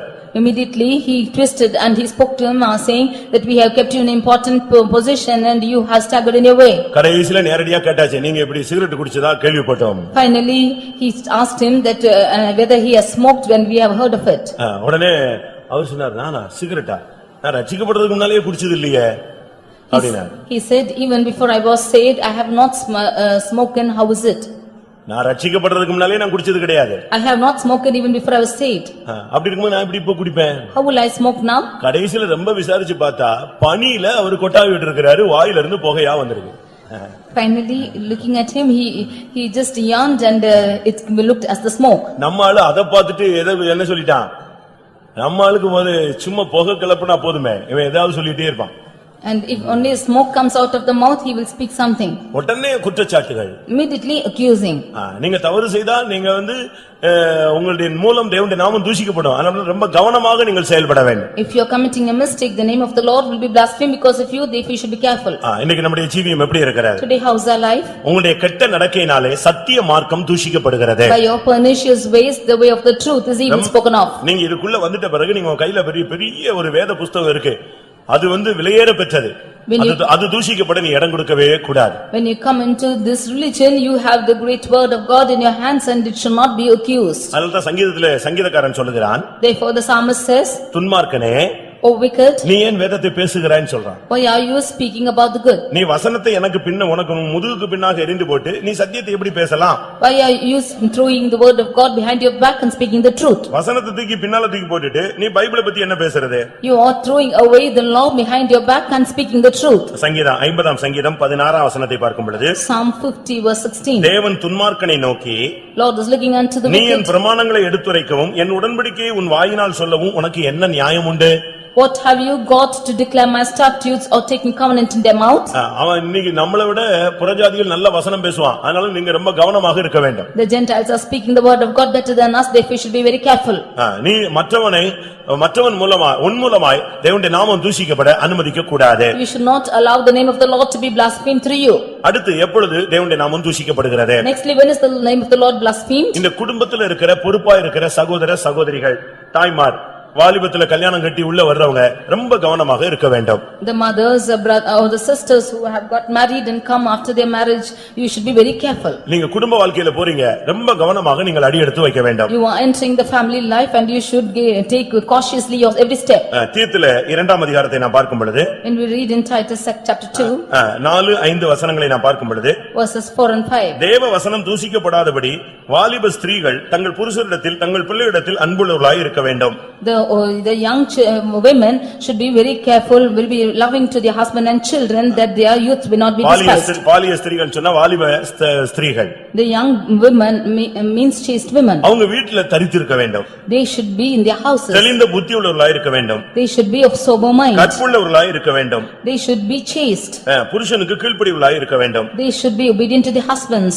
இப்படிப்பட்ட ஒரு வாழ்க்கை வாழும் பொழுது தேவனுடைய வசனம் தூஷிக்கப்படாது. When such a life is being lived, then the name of the Lord will not be blasphemed. புருஷன் வேலைக்கு கிளம்பின உடனே பக்கத்து வீட்ல போய் உட்கார்ந்திர கூடாது. You should not go to their neighbor's house when you have a clash with your husband. புருஷன் வேலைக்கு போன உடனே உங்க அம்மா வீட்டுக்கு ஓடி போய் உட்கார்ந்திர கூடாது. When the husband is going to the work, you should not go to your mother's house. அவசியம் இல்லாம பக்கத்து வீடுகள்ல போய் நீங்க வீண் அலுவல்கள்ல சிக்கிக் கொள்ள கூடாது. Unnecessarily you should not go into the neighbors' houses and proclaim yourself in unnecessary matters. சீட்டு போடுறது, சீட்டு பிடிக்கிறது, காசு வசூல் பண்றது, இப்படி எல்லாம் நீ போய் உட்கார்ந்து எங்கேயாவது போய் மாட்டிக்கிட்டு கடைசில சபையில பஞ்சாயத்து வைக்க கூடாது. You catching chits and you are collecting money and should not come to the church and finally lay in panchayats. நான் ஒன்றை சொல்லிக் கொள்கிறேன், விசுவாசிகள் கடன் கொடுப்பதோ வாங்குவதோ விசுவாசிகளுக்குள்ளே வைத்துக் கொள்ள வேண்டாம். You should not give debts among the believers among yourselves. அப்படி நீங்கள் கடன் கொடுத்தால் திரும்ப வரும் என்று நீங்கள் என்ன கூடாது, ஸ்தோத்திரம் பண்ணி கொடுத்து விட வேண்டும். If you give such a debt, you should not expect it anymore. Whatever you receive, you should praise God and accept it. கொடுக்கும்போது கேட்கவும் கூடாது, வாங்கும்போதும் கேட்க கூடாது,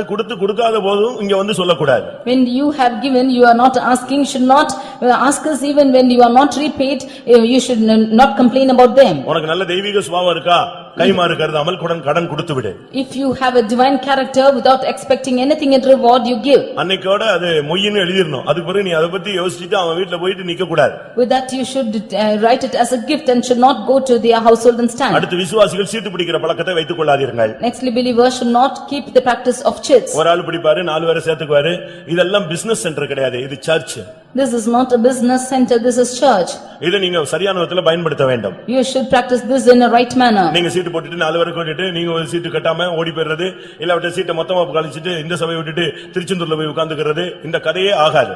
You holding on the chits and not paying it, one of them is running off and going to another church and staying, this is all not good practices. சர்ச்சில வந்து நீ ஆராதிக்க வருகிறாய். You are coming to church to worship. இது பரலோக குடும்பம். This is a heavenly family. ஆவிக்குரிய சிந்தையோடு வாங்க, ஆவிக்குரிய சிந்தையோடு பழகுங்க, ஆவிக்குரிய சிந்தையோடு வீடு போய் சேருங்க. With spiritual mind, you come to the church, you get along with one another when the spiritual man and go back home. என் பிதாவின் வீட்டை நீங்கள் கள்ளர் குகையாக மாற்ற வேண்டாம். Do not make my house a den of thieves. அது வியாபார வீடாக நீங்கள் மாற்ற வேண்டாம். You should not make it a household of பாலிய ஸ்திரீகள், வாலிப ஸ்திரீகள் உங்கள் மூலமாய் தேவனுடைய வசனம் தூஷிக்கப்பட இடம் கொடுக்க கூடாது. Young women, through you, through which the word of God should not be blasphemed. கர்த்தருடைய பரிசுத்த நாமத்துக்கு மகிமை உண்டாவதாக. Glory be to the holy name of the Lord. பிரசங்கி 5ஆம் அதிகாரம் 6ஆம் வசனத்தை பார்க்கும் பொழுது, Ecclesiastes chapter 5 verse 6. உன் மாம்சத்தை பாவத்துக்கு உள்ளாக்க உன் வாய்க்கு இடம் கொடாதே. Do not give room for your mouth that your body might sin. பிசினஸ்ல தோற்று போனவங்க, கையின் பிரயாசங்கள் அழிக்கப்பட்டவர்கள் இந்த வசனத்தை படித்துக் கொள்ளுங்கள். Those who have failed in your business and those who have been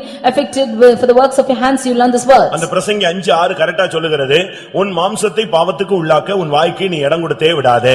In Ecclesiastes 5:6 it says, suffer not thy mouth to cause thy flesh to sin. உன் வாய்க்கு இடம் கொடுத்து விட்டு புத்தி பிசகினால் பேசினேன் என்று சொல்லி விடாதே. Giving room for that error in your mouth, you should not say that you have spoken foolishly. தேவன் உன் வார்த்தையினால் கோபம் கொண்டு உன் கைகளின் கிரியைகளை அழிப்பானேன். For the Lord should be angry with thy voice and destroy the work of thine hands. உன்னுடைய வார்த்தை சரியில்லைனா உன்னுடைய கையின் பிரயாசங்களை கர்த்தர் அழிப்பார் என்று சொல்லி இருக்கிறது. If your words are not right, then the works of thine hands will be destroyed. உன்னுடைய ஆசீர்வாத குறைவுக்கு காரணமே உன்னுடைய வார்த்தைதான்.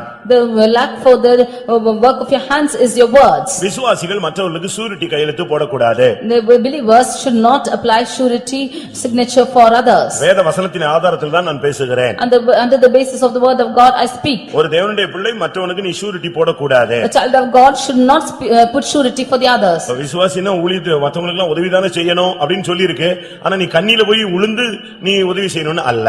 A believer should help the others, but you should not enter into a snare and help others. தமிழ்ல சொல்லுவான், நீ செத்து மீன் பிடிக்க வேண்டாம். You dying yourself should not catch fish. நீதிமொழிகள் 6ஆம் அதிகாரத்திலே பார்க்கும் பொழுது, when you read in Proverbs chapter 6, என் மகனே நீ உன் சிநேகிதனுக்காக பிணைக்கப்பட்டு அந்நியனுக்கு கையெடுத்து கொடுத்தாயானால் நீ உன் வாய்மொழிகளால் சிக்கிக் கொண்டாய். My son, if you put a surety for your friend and be stricken by the stranger, then you are caught. உன் வாயின் வார்த்தைகளால் நீ பிடிபட்டாய். You are snared with the words of thy mouth. நீ எப்படியாவது தப்பிக்கொள்ள வகை தேடு. You should somehow be delivered from death. இல்லாவிட்டால் நீ படுக்கிற பாயை கூட நீ கொடுக்க வேண்டியது இருக்கும். If not, you should even give off the mat which you are sleeping. நீ போய் சூரிட்டி கையெழுத்து போட்டினா அவன் ஓடி போயிடுவான். அவன் விசுவாசி எல்லாம் நீ பார்க்காத, ஓடிடுவான். If you are giving a surety for the others, even if he is a believer, he will run off. அவன் ஓடின பிறகு நீ வீட்ல இருக்கிற உன் பாயெல்லாம் எடுத்து கொடுக்க வேண்டியது இருக்கும்.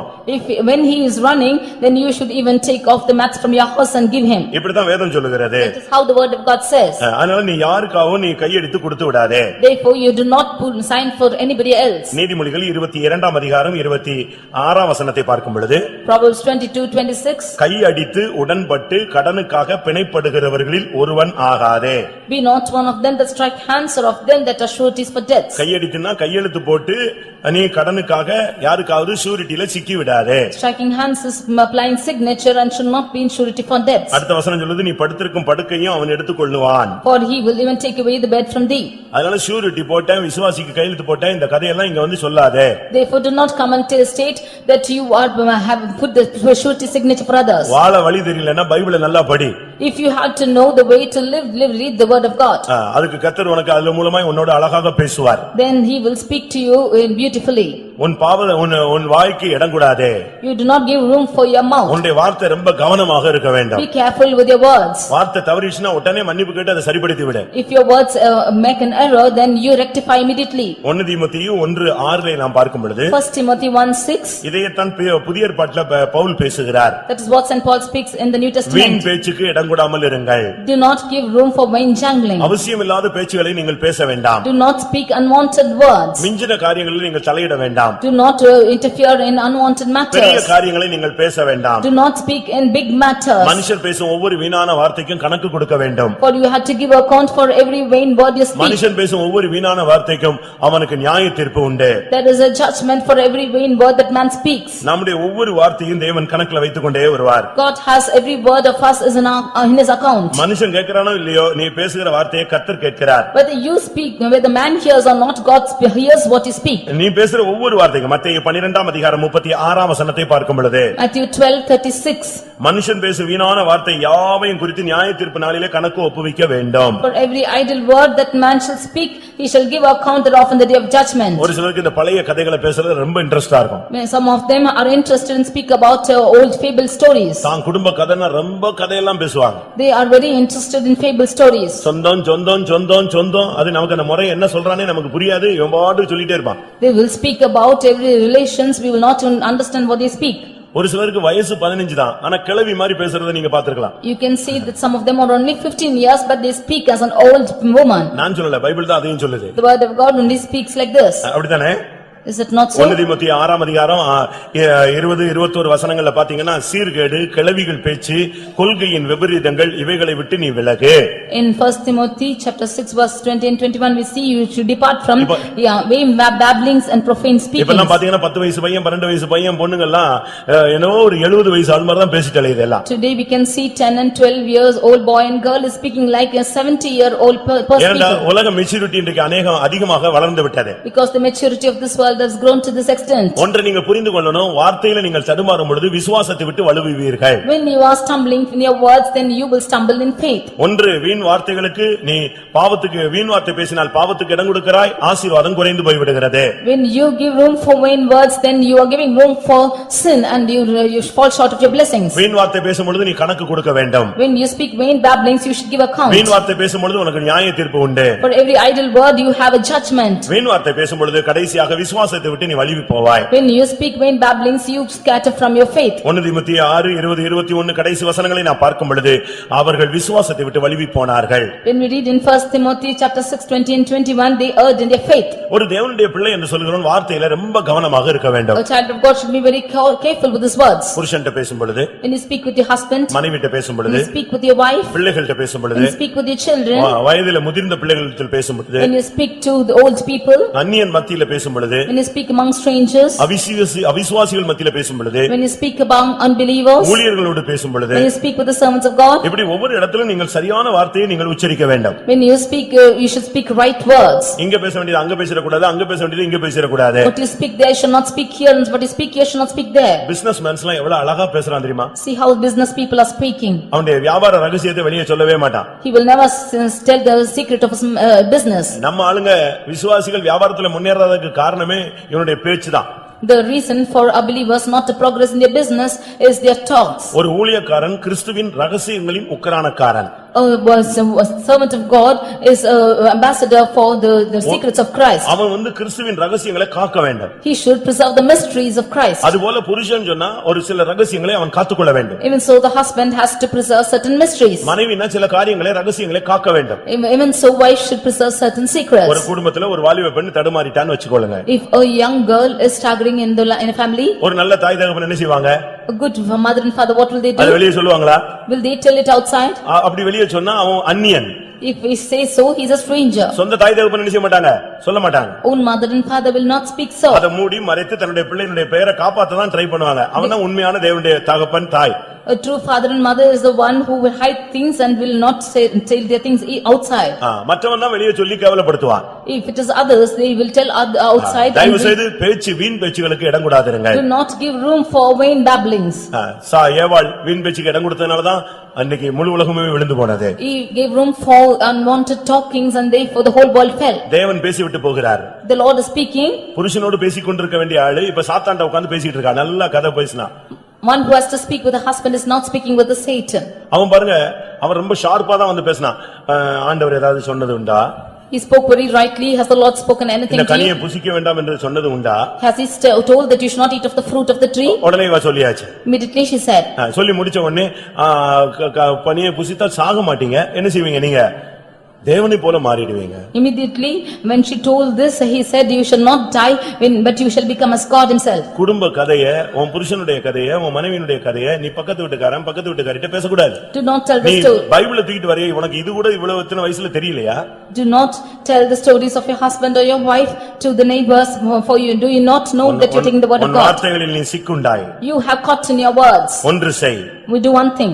பைபிள் அப்படிதான் சொல்லுது, நீதிமொழியில ஒன்று செய், நீ விழித்திருந்து போராடுன்னு சொல்லிருக்கு. It is in the word of God it is said in Proverbs that you should watch and pray. உன் மாம்சத்தை பாவத்துக்குள்ளாக்க உன் வாய்க்கு இடம் கொடாதே. Do not give room for your flesh to sin by your words. அடுத்ததாக லேவியராகமம் 18ஆம் அதிகாரம் 21ஆம் வசனம். Leviticus 18 verse 21. அங்க என்ன சொல்லி இருக்கிறது? What is told there? உன் பிள்ளைகளை தீக்கடக்க இடம் கொடாதே. You do not allow your children to walk over the fire. இது எதை காண்பிக்கிறது? What does this show? உங்களுடைய பிள்ளைகளை தவறான வழியிலே நீங்கள் நடக்க இடம் கொடுக்க கூடாது. Do not admit your children to walk in evil ways. வீணான அந்நிய காரியங்களிலே சம்பந்தங்களுக்கு இடம் கொடுக்க கூடாது. Do not allow them to get caught in unwanted உங்களுடைய matters. பிள்ளைகள் விஷயத்தில் நீங்கள் ரொம்ப கவனமாக இருக்க வேண்டும். Should be careful about your children's matter. பெற்றோர்கள் நீங்கள் ரொம்ப கவனமாக இருக்க வேண்டிய ஒரு காலகட்டம் இதுதான். This is the period when parents has to be very careful. நீங்கள் இந்த காலத்துல நீங்கள் பிள்ளைகளை விட்டுவிட்டு பிற்காலத்துல பிள்ளைகள் சரியில்லை, உங்களை சாப்பாடு போடல, எங்களை குடும்பத்தை கவனிக்கல, அவன் போயிட்டான், அவ போயிட்டா, இப்படி எல்லாம் சொன்னா நீங்க பிரயோஜனம் இல்லை. You leaving your children at this time and finally when they are grown up say that they are not looking at you, after you and they have gone out, it's not right. வேதம் என்ன சொல்லுகிறது? What does the word of God say? மோளேகுக்கென்று உன் பிள்ளைகளை தீக்கடக்க இடம் கொடாதே, பரிசுத்த குலைச்சலை உண்டாக்காதே. You do not let any seed pass through the fire of Molech, neither give room for the profane to his name. விவாகம் என்று சொன்னால் சத்தியத்தில் நீங்கள் விவாகம் பண்ணி கொடுங்கள். If it is wedding, you should get wedded in the truth. வேலை என்று சொன்னாலும் உங்களுடைய கட்டுப்பாட்டில் இருக்கிற வேலைகளை நீங்கள் சேர்த்து விடுங்கள். Even if it's in the job, you should be in the control of the job under you. படிப்பு என்றாலும் உங்களுடைய கண்காணிப்பில் உள்ள படிப்பிலே நீங்கள் வைத்து விடுங்கள். Even if it is education, let them be under your sight. நீங்கள் விட்டு நீங்கள் அதை தேடி போக கூடாது. If you let loose, you should not go seeking for உங்களுடைய them. பிள்ளைகள் விஷயத்தில் நீங்கள் சாத்தானுக்கு இடம் கொடுத்து கூடாது. In the matter of your children, do not give room to உங்களுடைய Satan. பிள்ளைகளை தெய்வீகத்துக்கு இடம் கொடுக்க நீங்கள் பழக்குவீங்கள். You practice your children to give room for godliness. பிள்ளையானவனை நடக்க வேண்டிய வழியில் நடத்து, அவன் முதிர் வயதிலும் அதை விடாதிருப்பான். You lead the lad in the way that he has to walk through, he will not leave it in his old age. உங்களுடைய பிள்ளைகளை வளர்க்கிற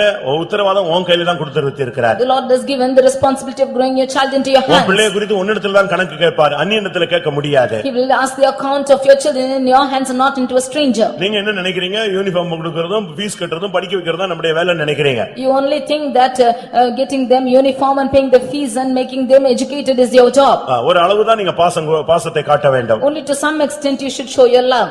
ஏலியினுடைய வாழ்க்கையிலே அவனுக்கும் அவனுடைய பிள்ளைகளுக்கும் அந்த நியாய தீர்ப்புக்கு காரணம் என்ன? The judgment which came in the days of Eli for him and his children is what?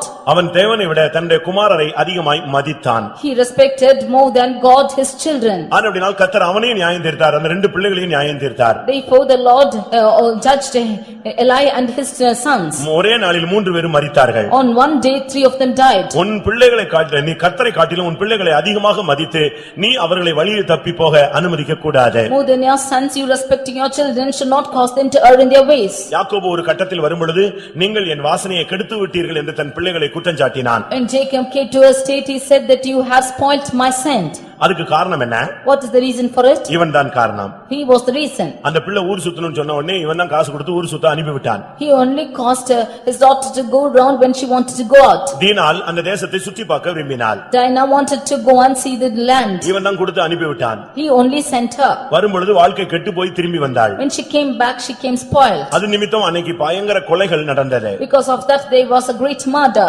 முதலாவது தன்னுடைய பிள்ளை தவறு செய்யும் பொழுது வாசனை கெட்டு போனதாக யாக்கோபு சொல்லவே இல்லை. ஏனென்றால் ஏனென்றால் அவனுக்கு அது தவறாகவே தென்படாத ஒரு தகப்பன். When his daughter was spoiled, he does not feel that his favor was spoiled, but because he was not able to look into her error. ஆனா அந்த ஊர்ல வாழ முடியாதுன்னு ஒரு கட்டம் வந்த உடனே அவன் சொல்றான், தகப்ப என்னுடைய வாசனையை நீங்க கெட்டுப்போக வைத்து விட்டீர்கள். But when he came to a point when that he could not stay in that place itself, then he said that his favor is lost. கர்த்தருடைய பரிசுத்த நாமத்துக்கு மகிமை உண்டாவதாக. Glory be to the holy name of the Lord. உங்களுடைய பிள்ளைகள் தவறாய் போக நீங்கள் இடம் கொடுக்க கூடாது. Do not give room for error in your children.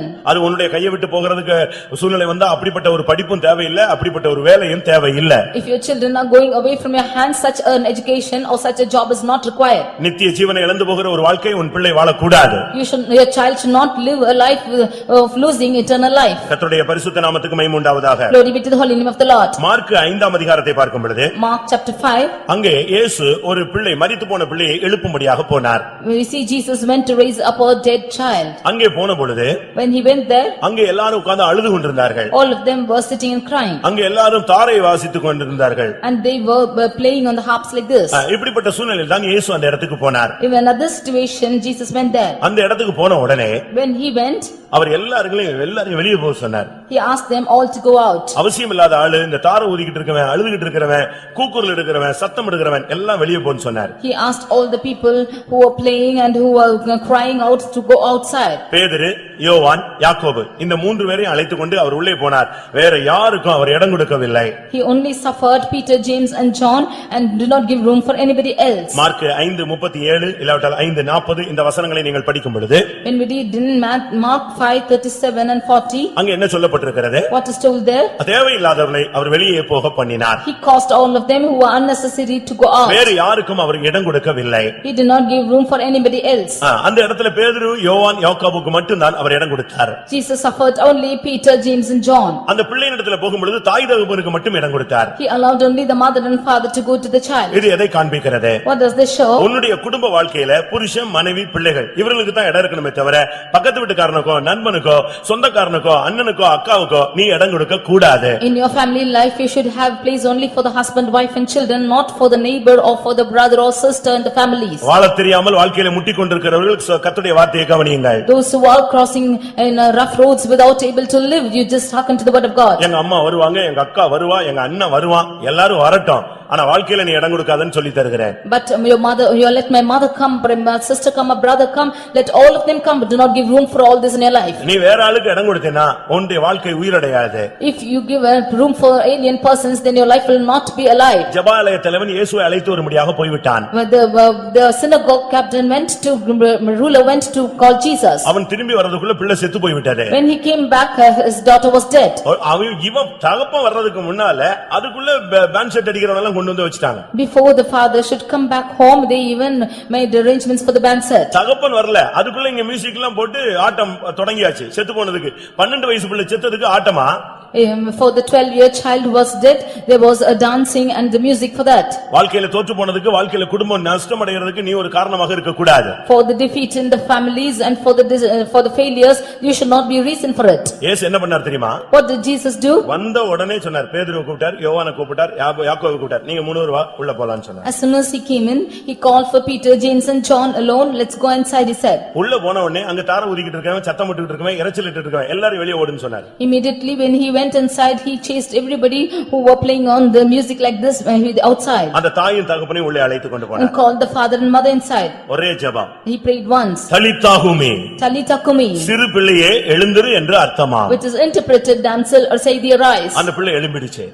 And the child rose. வாழ்க்கை இன்னைக்கு செத்து போன நிலவரத்துல இருக்கிற நீ இந்த உபதேசத்துக்கு நீ கீழ்ப்படி உன் வாழ்க்கை சரியாயிடும். You who are dead in your life, you will hearken to this doctrine and your life will set right. உங்க அம்மா இருக்கட்டும், அம்மா ஸ்தானத்திலேயே இருக்கட்டும். May it be your mother, let she be in her position. அப்பா இருக்கட்டும், அப்பா ஸ்தானத்திலேயே இருக்கட்டும். அந்த ஸ்தானத்தை விட்டு இறங்கவும் வேண்டாம். Let the father be in his position alone, let him not raise or come down. அண்ணன், அக்கா, தங்கச்சி எல்லாரும் இருக்கட்டும். எல்லாரும் செத்து போக முடியாது, எல்லாரும் இருக்கதான் செய்வாங்க.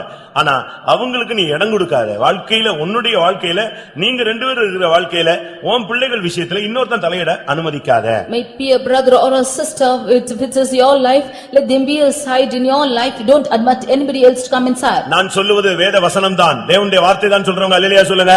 Hallelujah. here. நீ இத நீங்க பிராக்டீஸ் பண்ணி பாருங்க உங்க ஃபேமிலி அழகா ஸ்மூத்தா ரன் ஆகும். You practice this in your family will run smoothly. நீ அதை விட்டுட்டு Leaving this, தார அடிக்கிறவனை கொண்டு வந்து உள்ள வச்சிருந்தேனா if you make the people who are playing bands to come inside, தார தப்பட்ட அடிக்கிறவன எல்லாம் உள்ள வச்சிட்டேனா அவன் வந்து நல்லா அடிச்சிட்டே இருப்பான், டெய்லி அடிச்சிட்டே இருப்பான், நீ உன் வாழ்க்கை ஆடிக்கிட்டே இருக்கும் நல்லா. one who is playing the music, if he comes inside, then he will keep on playing on it and your life will be shattered. நீ பிசாசுக்கு இப்படி தான் இடம் கொடுக்கற. This is how you are giving room for the devil. எங்க அண்ணன் தான் எனக்கு முக்கியம். My brother is most important. நீ இந்த அறிவு உள்ளவன் கல்யாணம் கட்ட கூடாது. If you have this confession, you should not get married. எங்க அம்மா தான் எனக்கு முக்கியம். My mother is most important. நீ சாமியாரா போயிருக்கணும். You should have gone as a sage. என்னது கல்யாணம் கட்டன நீ? Why have you got married? பைபிள பாரு, பைபிள் என்ன சொல்லுதுன்னு பாரு. See what the word of God says. அதனால தான் பாஸ்டர் மதுரையில சின்ன பாஸ்டர் ஒருத்தர் இருக்கார், ரொம்ப அருமையா பிரசங்கம் பண்ணுவார். In Madurai, the small pastor used to preach like this. வீட்டு வேலைக்காக கல்யாணம் கட்டாத.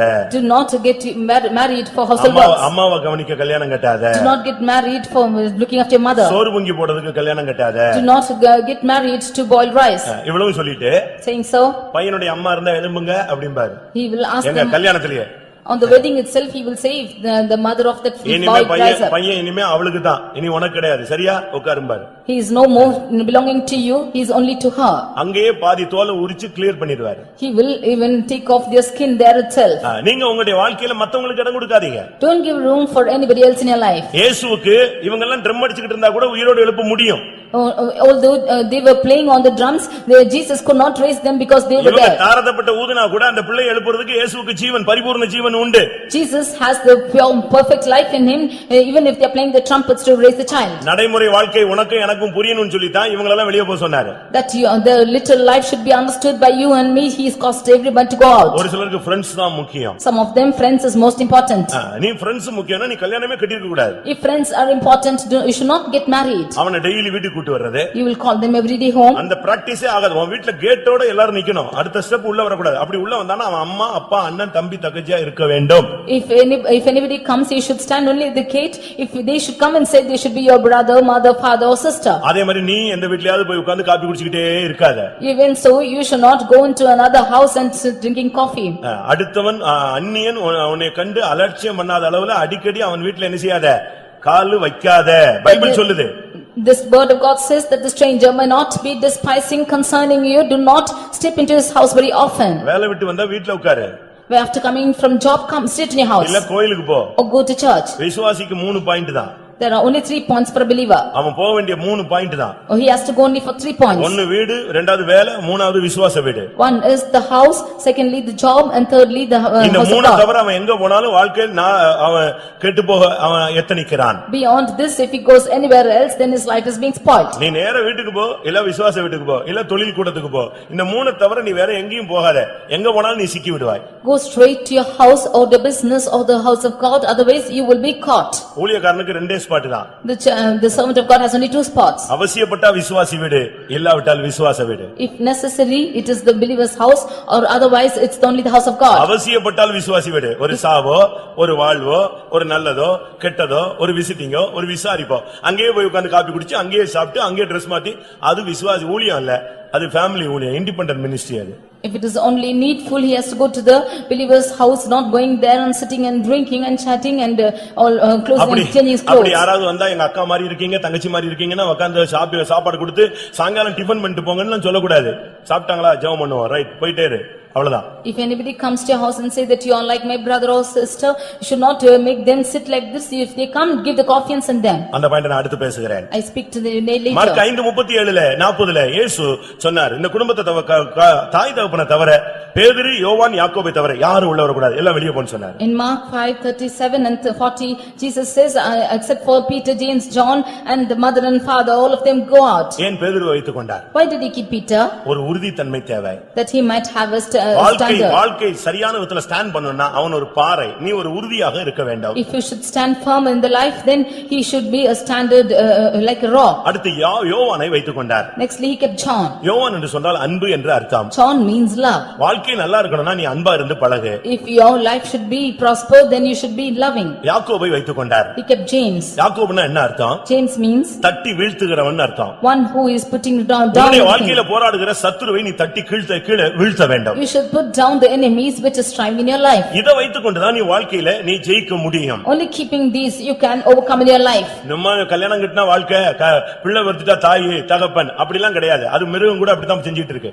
You should not think that after getting wedded and you beget children you are mother and father, even animals like that. உன் நிமித்தம் தேவனுடைய நாமம் தூஷிக்கப்படக்கூடாது. By you the name of the Lord should not be blasphemed. இப்படி தான் வாழணும்னு Bible அழகா சொல்லுது. The word of God says that you should live like this. எங்கயாவது தடுமாற்றம் இருந்துச்சுனா பைபிளை போய் உட்கார்ந்து படிச்சு பாரு. குடும்ப வாழ்க்கையை பத்தி என்ன சொல்லி இருக்கு? If you are stumbling anywhere, go read the word of God as to what the family life is. புருஷனை பத்தி எப்படி சொல்லி இருக்கு, பிள்ளையை பத்தி சொல்லி இருக்கு, மனைவி பத்தி என்ன சொல்லி இருக்குன்னு உட்கார்ந்து படிச்சு பாரு. You read just what is told about the husband or the wife or children. கர்த்தருடைய பரிசுத்த நாமத்துக்கு மகிமை உண்டாவதாக. Glory be to the holy name of the Lord. கடைசியாக நாம் பார்க்கும் பொழுது Finally, when we see தீத்து 2ஆம் அதிகாரம் 15ஆம் வசனத்திலே Titus 2:15, மற்றவர்கள் உன்னை அசட்டை பண்ண இடம் கூடாதே. do not cause others to accuse you. நீ சரியா இருந்தா ஒருத்தனும் உன்னை அசட்டை பண்ண மாட்டான். When you are right, others will not despise you. மற்றவங்க என்னை மதிக்கிறது இல்ல, என்ன கனம் பண்றது இல்ல, என்னை ஏத்துக்கிறது இல்ல, நான் சொன்னா கேட்கறது இல்ல, இதெல்லாம் நீ சொல்றது காரணம் என்ன? நீ கரெக்டா இருந்தீனா நீ சொல்ற வேர்டுக்கு மதிப்பு உண்டு. Others are not respecting me, others are not giving manners to me. Even so, if your words are right, then others will respect you. நீ உன் சாணத்தை விட்டதனால தான் இவ்வளவு பிரச்சனைகள் வருகிறது. Because you have left that position, all these problems are coming. அங்க அழகாக வேதம் சொல்லுகிறது. That the word of God beautifully says, தவறு செய்தவர்களை நீ கடிந்து கொள்ளலாம். You met those who have gone erred in your way, you can think of this. நீ பேசி போதித்து சகல அதிகாரத்தோடும் கடிந்துகொள்.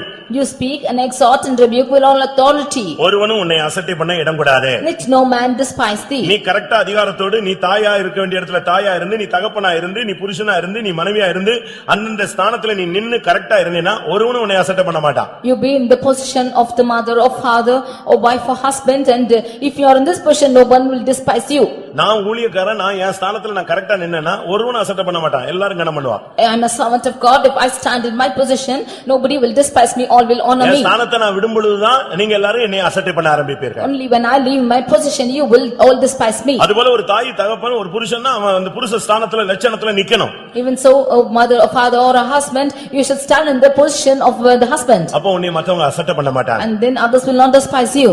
வெளிப்படுத்தல் 2ஆம் அதிகாரம் 20ஆம் வசனத்துல Revelations 2:20, யெசபேலின் ஆவிக்கு நீ இடம் கொடுக்கிறாய். you are giving room for the spirit of Jezebel. இது ஒரு மாம்சத்தின் ஆவி. This is the spirit of flesh. கடைசி காலத்துல மாம்சத்தின் ஆவி பயங்கரமாக போராடும். In the last days, the spirit of flesh will strive. கண்களின் இச்சை, The lust of eyes, மாம்சத்தின் இச்சை, the lust of flesh, ஜீவனத்தின் பெருமை, and the pride of life. இது யெசபேலுடைய ஆவி. This is the spirit of Jezebel. யெசபேலுடைய ஆவின்னு சொன்னா அது கற்பில்லாத ஒரு தன்மை. Jezebel means the tendency of not chastity.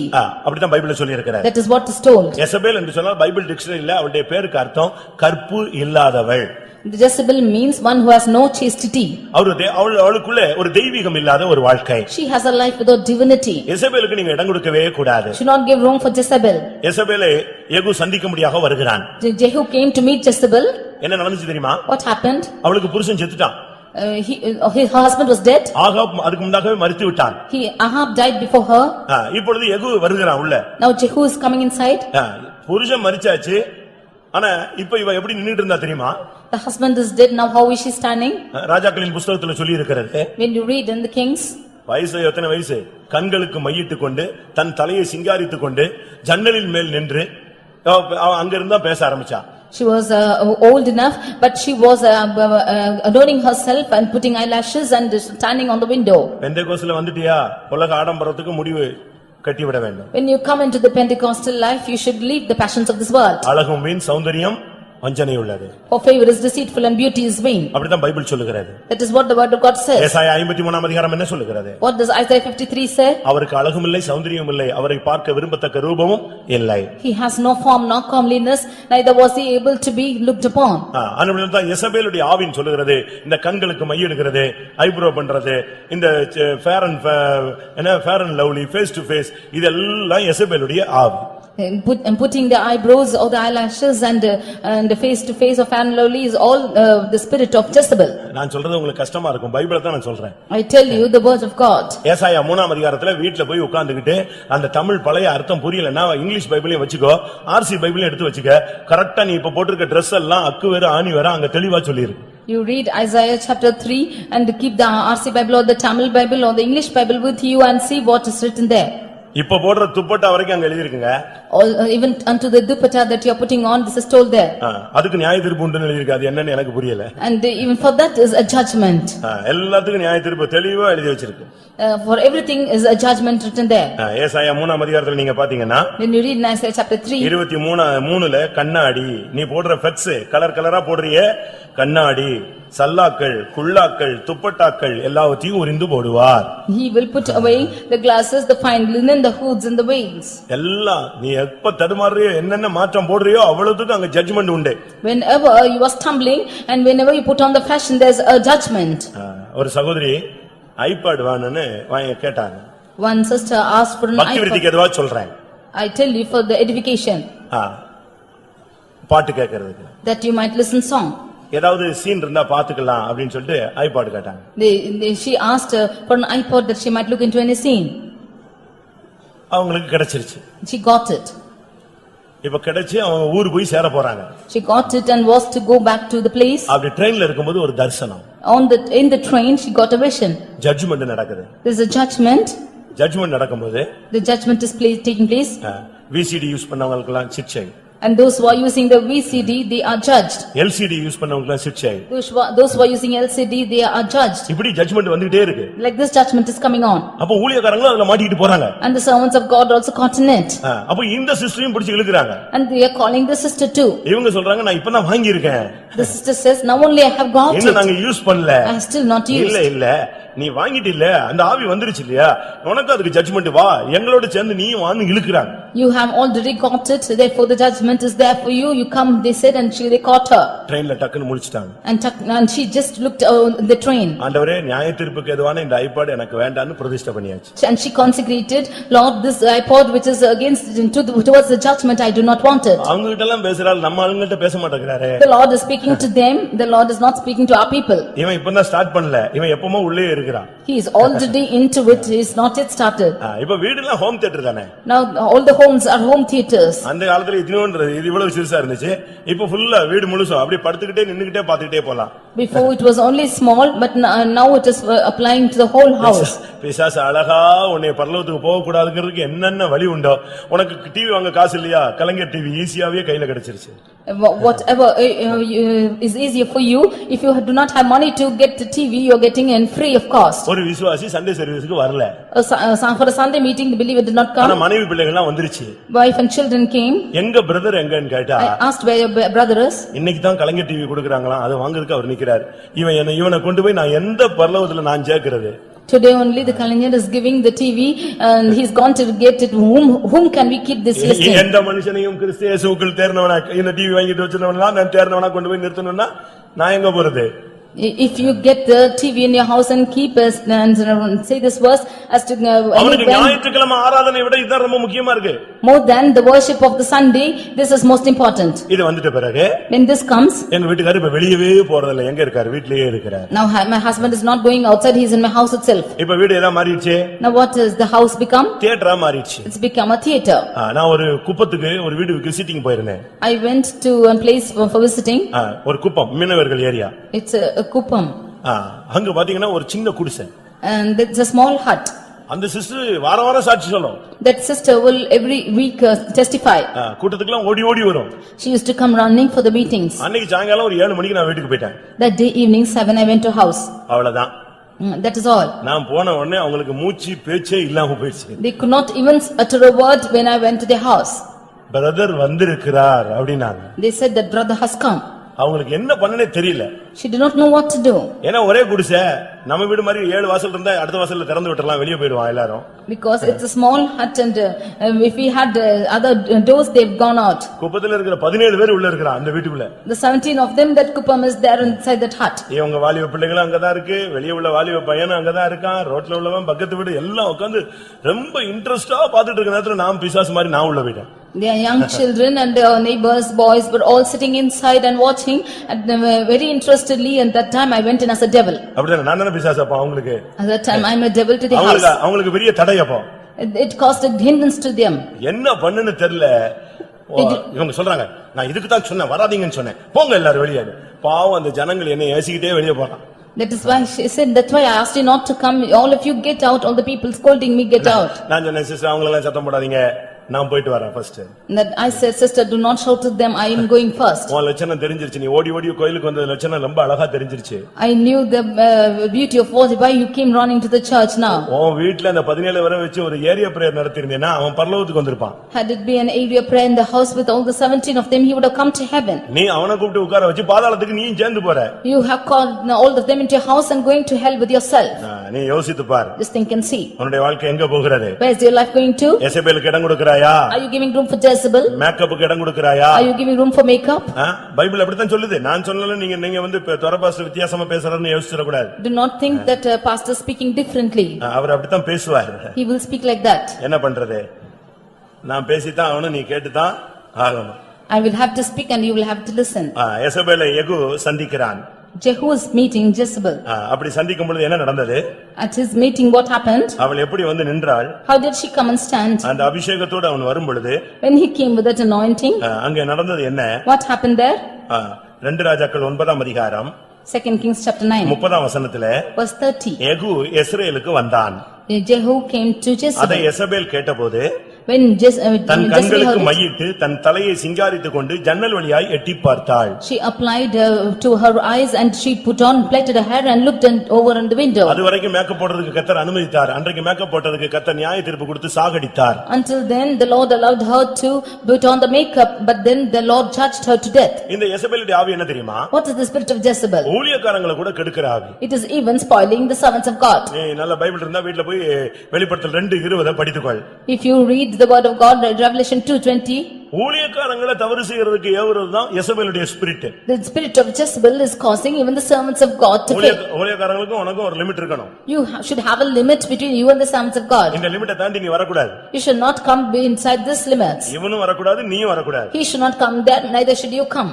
அதுதான் கரெக்டான தெய்வீக வாழ்க்கை. That is the divine godly life. கர்த்தருடைய பரிசுத்த நாமத்துக்கு மகிமை உண்டாவதாக. Glory be to the holy name of the Lord. இந்த காலை வேளையில் கர்த்தர் பேசுகிறார். நீ எதற்கு இடம் கொடுக்கிறாய்? This morning the Lord is speaking as to what you are giving room to. பிசாசுக்கு இடம் கொடுக்கிறாயா? Are you giving place to devil? பிசாசின் ஆயுதமாகிய துயரத்துக்கு இடம் கொடுக்கிறாயா? Are you giving room for weariness, which is the weapon of devil? தேவனுடைய நாமம் தூஷிக்கப்பட இடம் கொடுக்கிறாயா? Are you giving room for the name of the Lord to be blasphemed? உன் மாம்சத்தை பாவத்துக்குள்ளாக்க வாய்க்கு இடம் கொடுக்கிறாயா? Are you giving room for your words that your flesh should sin? வீண் பேச்சுக்கு இடம் கொடுக்கிறாயா? Are you giving room for vain talkings? உன் பிள்ளைகளை தவறான பாதையில வழிநடத்த இடம் கொடுக்கிறாயா? Are you allowing your children to go in wrong paths? உன் வாழ்க்கையில மற்ற நபர்களுக்கு இடம் கொடுக்கிறாயா? Are you allowing the other people to take part in your life? உன்னை அசட்டை பண்ண இடம் கொடுக்கிறாயா? Are you giving room to be despised? யெசபேலுடைய ஆவிக்கு நீ இடம் Are கொடுக்கிறாயா? you giving room for the spirit of Jezebel? நம்ம கவனமாக இருக்க வேண்டிய ஒரு காலகட்டத்துக்கு நாம் வந்திருக்கிறோம். We have come to a period of time when we should be very careful. பாருங்க, நம்முடைய ஜீவிதத்துல எவ்வளவு தோல்வி வந்தாலும் How much ever failures come into our life, தேவன் நம்மை சத்துருவின் கையில இடம் கொடுக்கவே இல்லை. God is never admitting us to into the hands of the enemy. நான் அதுக்கு சில வசனங்களை சொல்லி முடிக்கிறேன். I will tell certain verses for this and finish. ஆண்டவர் ஒரு மனுஷன் மேல கண்ணோக்கமா இருந்தா அவனை பாவம் செய்ய அனுமதிக்கிறதே கிடையாது. Because the Lord is cautious about a person, he never allows him to sin. தேவனால் பிறந்தவன் பாவம் செய்யான். One who is born of God never commits sin. ஆதியாகமம் 20ஆம் அதிகாரத்தை பார்க்கும் பொழுது When we read in Genesis chapter 20, ஒரு மனிதன் ஒரு தவறு செய்யும்படியாக ஒரு பெண்ணை இழுத்து கொண்டு வந்து விட்டான். one man brought a girl to commit error. அது அந்த காலத்துல அது சரியாக இருந்தது. At that times it was right, ஆனாலும் அது தவறு. but that was wrong. கர்த்தர் என்ன செய்தார் தெரியுமா? What did the Lord do? அவன் ஆண்டவர்ட்ட பேசினான், நான் தப்பு பண்ணல ஆண்டவரேன்னு சொன்னான். He spoke to the Lord saying that I have not done wrong. உடனே கர்த்தர் சொன்னார், ஆம் நீ பாவம் செய்ய நான் உனக்கு இடம் கொடுக்கவில்லை. And the Lord said, yes, because I did not admit you to commit sin. சூழ்நிலை மாறிடுச்சு. The situations changed. தவறு நடக்க போகுது. The wrong is going to take place. அப்படிப்பட்ட கிரிட்டிக்கலான ஒரு சூழ்நிலையில கர்த்தர் சொல்றாரு நீ பாவம் செய்ய நான் இடம் கொடுக்கவில்லை. In such a critical situation, the Lord said, I have not admitted to commit sin. ஒரு புறஜாதி மனுஷன் தவறு செய்ய கூடாது என்பதிலே தேவன் எவ்வளவு கவனமாக இருக்கிறார். See how God is cautious that a stranger also should not commit sin. அப்படியானால் If so, நீயும் பாவம் செய்ய கர்த்தர் இடம் கொடுக்க மாட்டார். the Lord will not admit to you to commit sin. அடுத்ததாக ஆதியாகமம் 31ஆம் அதிகாரத்திலே பார்க்கும் பொழுது Nextly in Genesis chapter 31, Laban அவனுக்கு தீங்கு செய்யும்படியாக புறப்பட்டு வந்தான். Laban came ahead to do evil. கர்த்தர் என்ன செய்தார்? What did the Lord do? யாக்கோபுக்கு தீங்கு செய்ய அவனுக்கு இடம் கொடுக்கவே இல்லை. He did not admit him to cause evil to உனக்கு Jacob. விரோதமாய் பலரும் கைபோட எத்தனிக்கிறார்கள். There were many people who could put on hands on you, உன் பிசினஸ்க்கு தீங்கு செய்யும்படியாக, that he might cause wrong to your business, உன் குடும்பத்துக்கு தீங்கு செய்யும்படியாக, that he might cause evil to your உன் family, ஊழியத்துக்கு தீங்கு that he செய்யும்படியாக, might cause evil to your ministry. எப்படியாயினும் உனக்கு தீங்கு செய்யணும்னு பல வல்லமைகள் போராடுகிறது. Many spirits are working that it might cause evil to you. உனக்கு தீங்கு செய்ய அந்த வல்லமைகளுக்கு சக்தி உண்டு. There are powers for that evil ones to cause evil to you. ஆனாலும் உன்மேல் மனதுருகுகிற கர்த்தர் செய்கிற காரியம் என்ன? But the Lord who has compassion on you, what does he உனக்கு do? தீங்கு செய்ய அவர்களுக்கு இடம் கொடுப்பதே இல்லை. He does not admit them to cause evil to you. 1 Samuel 25:26 பார்க்கும் பொழுது 1 Samuel 25:26, அங்கே தாவீது அபிகாயில் சொல்லுகிறாள் நீ ரத்தம் சிந்த கர்த்தர் இடம் கொடுக்கவில்லை. there Abigail says that the Lord did not admit you to bloodshed. ஏனென்றால் நீ ரத்தம் சிந்தினால் தேவனுடைய ஆலயத்தை கட்ட முடியாது. If you should shed blood, you cannot build the temple of God. நீங்கள் தவறு செய்ய கர்த்தர் ஒருபோதும் அனுமதி இடம் கொடுப்பதே இல்லை. The Lord never admits you to do wrong. தவறுகளுக்கு அப்போ தவறுகள் சம்பவித்து விடுகிறதே. Then there is wrong which is taking place. அது தேவன் அனுமதித்ததில்லை, நீ போய் சிக்கிக் கொண்டது. That the Lord has not admitted it, you have got caught into it. அதே 1 சாமுவேல் 25:34 பார்க்கும் பொழுது 1 Samuel 25:34, மற்றவர்களுக்கு நீ பொல்லாப்பு செய்ய கர்த்தர் உனக்கு இடம் கொடுக்க மாட்டார். the Lord will not allow you to hurt the others. நீ கர்த்தருக்காக நிக்கணும் நீ எப்ப ஆசைப்பட்டியோ அப்படி நீ கர்த்தருக்காக நிக்கணும் நீ பிளான் பண்ணினா உன்னை கரெக்டான பாதையில கர்த்தர் நடத்துவார். தவறுகளுக்கு இடம் கொடுக்க மாட்டார். When you want to live for the Lord, then the Lord will not allow you to hurt others and cause error. 1 நாளாகமம் 16:21 பார்க்கும் பொழுது 1 Chronicles 16:21, அங்க என்ன சொல்லி இருக்கிறது? what is told there? உன்னை ஒடுக்க சத்துருவுக்கு அவர் இடம் கொடுக்கிறது இல்லை. He will not allow the enemy to empower you. எவ்வளவு அருமையான தேவன் பாருங்க. See what a beautiful God நீ is. எவ்வளவோ நேரம் பிசாசுக்கு இடம் கொடுத்துற, ஆனா சத்துரு உன்னை ஒடுக்கிறதுக்கு அவர் பெர்மிட் பண்றதே கிடையாது. You have given room for Satan at many times, but he did not suffer the enemies to take over you. 1 நாளாகமம் 16:21 வாசிக்கலாம். 1 Chronicles 16:21, அங்க என்ன சொல்லப்பட்டிருக்கிறது? what is told there?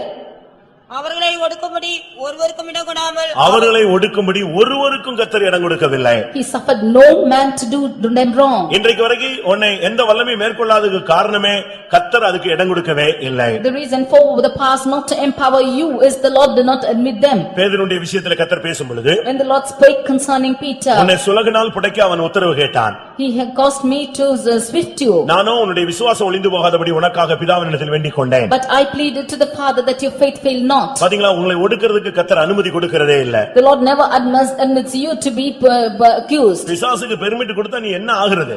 If the Lord give room for the Satan, what will happen to you? யோபுவினுடைய விஷயத்துல கை மாறினான் தான் Bible சொல்லுது. In the matter of Job, it said that he crossed his hands. கைதான் மாறினது. Only hands were changed. நீங்க அந்த Bible அழகாக படிக்கலாம். You can just read from the word of God. இதோ அவனுடையதெல்லாம் உன் கையில் இருக்கிறதுன்னு சொன்னார். Behold, all what is his is in your hands. அதுவரைக்கும் யார் கையில் இருந்தது எல்லாம்? Until then, whose hands was it? தேவனுடைய கரத்தில் இருந்தது. It was all in the hands of the Lord. இப்ப சொல்றாரு அவனுடையது எல்லாம் உன் கையில் இருக்கிறது. Behold, he is now in thine hand. அவன் கையில போன உடனே என்ன நடந்துச்சு தெரியுமா? What happened to him? ஒரே நாள்ல 10 பிள்ளைகளும் செத்தது. On one hand, all the 10 children died. ஒரே நாள்ல எல்லா ஆசீர்வாதமும் ஐஸ்வரியமும் அழிந்து போனது. On one day, all his blessings and riches were spoiled. இப்ப திரும்ப வந்து தேவனிடத்துல பேசினான் சாத்தான். Now again, Satan came and spoke to him. அப்ப என்ன சொன்னா? What did he say?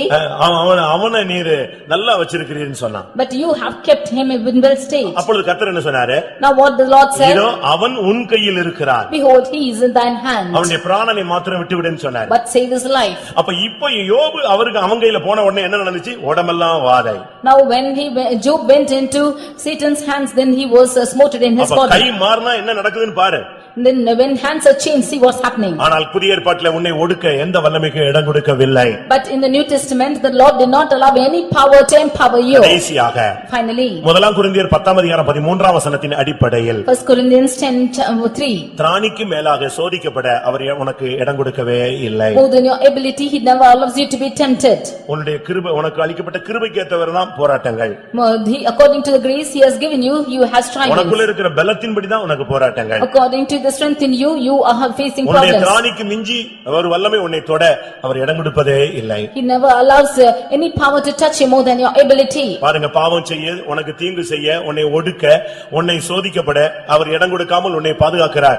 ஆனால் நீயோ எங்கேயோ போய் சத்துருவுக்கு இடம் கொடுத்து விடுகிறாய். He is preserving you from committing sin or from doing hurt or evil, but you are entangling yourself to any enemy. பிசாசுக்கு இடம் கொடுக்காமல் உன்னை பாதுகாக்கிறார். He is preserving you from the hands of the devil. தீங்கின் வல்லமைக்கு இடம் கொடுக்காமல் உன்னை He பாதுகாக்கிறார். is preserving you from every evil thing. அதிக சோதனைக்கு இடம் கொடுக்காமல் உன்னை பாதுகாக்கிறார். He is preserving you from more temptations. ஆனால் நீ உன்னுடைய நிலவரம் எப்படி இருக்கிறது? But how is your state? எபேசியர் சபை பிசாசுக்கு இடம் கொடுத்து விடுமோ என்று ஒரு பயத்துல ஒரு எச்சரிப்பின் வசனத்தை சொன்னார். பிசாசுக்கு இடம் கொடாமல் இருங்கள். He feared whether the Ephesian church will give room for the place to the devil. Therefore he said, neither give place to இந்த devil. பிரசங்கத்தை நீ ஆவியானவருடைய உதவியோடு கேட்டிருந்தா உனக்கு சில உணர்த்துதல்கள் உண்டாயிருக்கும். If you had with the Spirit of God listened to the word of God, then the urging of the Spirit will be there in you. இந்த விஷயத்துல நான் இடம் கொடுத்துட்டேன், இந்த விஷயத்துல இடம் கொடுத்திருக்க கூடாது, இந்த இடத்தை நம்ம இப்ப சரிப்படுத்தணும் இப்படிங்கிற ஒரு தூண்டுதல் உனக்கு வந்திருக்கலாம். You will have an urging within you that I should not have lived like this. I have given praise to this place and that place and should rectify myself. என் வாழ்க்கையில தேவனுக்கு பிரியமில்லாத காரியங்களுக்கு இடம் கொடுத்து விட்டேன் என்று உணர்கிறவர்கள் கண்களை மூடுங்கள். Those who feel that you have given room for the place of devil in your lives, you close your eyes. இடம் கொடுத்தது தவறு என்று ஒத்துக்கொள்கிறவர்கள் முழங்கால் படியிடுங்கள். Those who accept that you have done wrong and given place for devil, you kneel down. இனிமேல் நான் இடம் கொடுக்க மாட்டேன் என்று தீர்மானியுங்கள். You determine not to give place anymore. இனிமேல் கர்த்தாவே உமக்கு மாத்திரம்தான் என் வாழ்க்கையில இடம் உண்டு. Lord, hereafter I have place only for you in my life. இனிமேல் சாத்தானுக்கு என் குடும்பத்திலேயோ என் தொழிலிலேயோ என்னுடைய வாழ்க்கையிலேயோ என்னுடைய விசுவாச வாழ்க்கையிலேயோ அவனுக்கு இடம் கிடையாது. There's no more Satan in my life or in my family or in any of my business. என் வார்த்தையில அவனுக்கு இடம் கிடையாது. There is no place in my words. என் சிந்தையில அவனுக்கு இடம் There கிடையாது. is no place in my thoughts. என் பார்வையில அவனுக்கு இடம் கிடையாது. There is no place in my sight. என் இருதயத்துல அவனுக்கு இடம் கிடையாது. There is no place in my heart. என்னுடைய ஊழியத்துல அவனுக்கு இடம் There கிடையாது. is no place in my ministry. எத்தனை பேர் அப்படி சொல்லுகிறீர்கள்? How many of you say so? எல்லாரும் சில நிமிடங்கள் கண்களை மூடி முழங்கால் படியிட்டு நான் பிசாசுக்கு இடம் கொடுத்தது தவறு ஆண்டவரே, இனிமேல் இடம் கொடுக்க மாட்டேன் என்று வாயை திறந்து அறிக்கையிடுங்கள். Closing your eyes and kneeling down, you say, Lord, it is wrong that I have given room for the devil. Hereafter I will not give room for him. உன் வாழ்வின் ஒவ்வொரு பகுதியின் மூலமாக தேவனுடைய நாமம் உயர்த்தப்பட வேண்டும். By every aspect of your life, let the name of the Lord be glorified. உன்னுடைய வாழ்வின் ஒவ்வொரு அம்சமும் மூலமாக கர்த்தர் மகிமைப்பட வேண்டும். The Lord should be glorified in every aspect of your life. தயவு செய்து பிசாசுக்கு இடம் கொடுத்தவர்கள் மனஸ்தாபப்பட்டு இனிமேல் நான் இடம் கொடுக்க மாட்டேன் என்று தேவனுடைய சன்னிதானத்திலே பலிபீடத்திலே ஒரு தீர்மானம் எடுங்கள். You please repent for the mistakes that you have done and given room for the devil and make a covenant that you will never more give room for him anymore. நீ அப்படி ஒரு தீர்மானம் எடுக்கும் பொழுது When you make such a decision, கர்த்தர் உனக்கு கிருபை தருவார். the Lord will give grace to you. இனிமேல் உன் குடும்பத்திலே குழப்பம் இருக்காது. There will no more confusions be in your family. இனிமேல் உன் வாழ்க்கையில நீ குழப்பமே அடைய வேண்டாம். You will never be confused in your life. இனிமேல் உன் வாழ்க்கையில எல்லா வழிகளும் திறக்கப்படும்.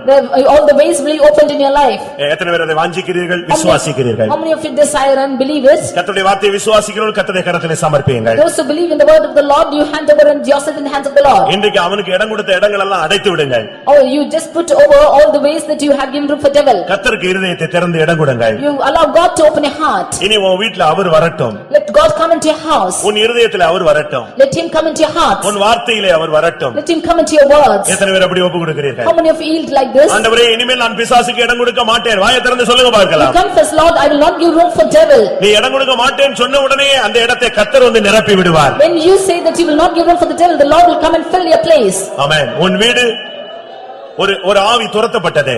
In your house there is a spirit which is chased out. அந்த ஆவி போன பின்பு When that spirit is going out, அது தான் விட்டு வந்த வீட்டுக்கு திரும்பி வந்ததாம். it will come back to the place that it's left. அந்த இடத்துல இடம் இருந்தது.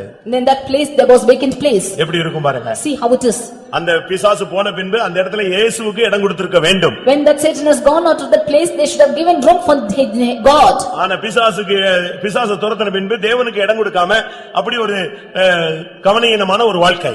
But after the Satan is gone, they have led a reluctant life without giving room for God. என்ன நடந்தது தெரியுமா? What happened? பிசாசு தன்னிலும் பொல்லாத 7 ஆவி அழைத்துக் கொண்டு அந்த வீட்டுக்குள்ள மறுபடி புகுந்து விட்டது. Satan brought 7 evil past more than itself and entered into that house. இன்றைக்கு அந்த உன் வீட்ல இருந்து பிசாசு வெளியே போறது மாத்திரமல்ல, அந்த இடத்தை கிருபை நிரப்பட்டும். Today not only Satan goes at your house, let the grace be filled in that house. விசுவாச வல்லமை நிரப்பட்டும். Let that house be filled with faith. நல்ல பிரதிஷ்டைகளால் நிரப்பிக் கொள்ளுங்கள். Let it be filled with consecrations. அந்த இடத்துல தேவனுடைய அபிஷேகம் நிரப்பட்டும். Let the anointing fill that place. இனிமேல் உனக்குள்ளே பிசாசுக்கு இடம் கிடையாது. Thereafter there's no room for devil in your house.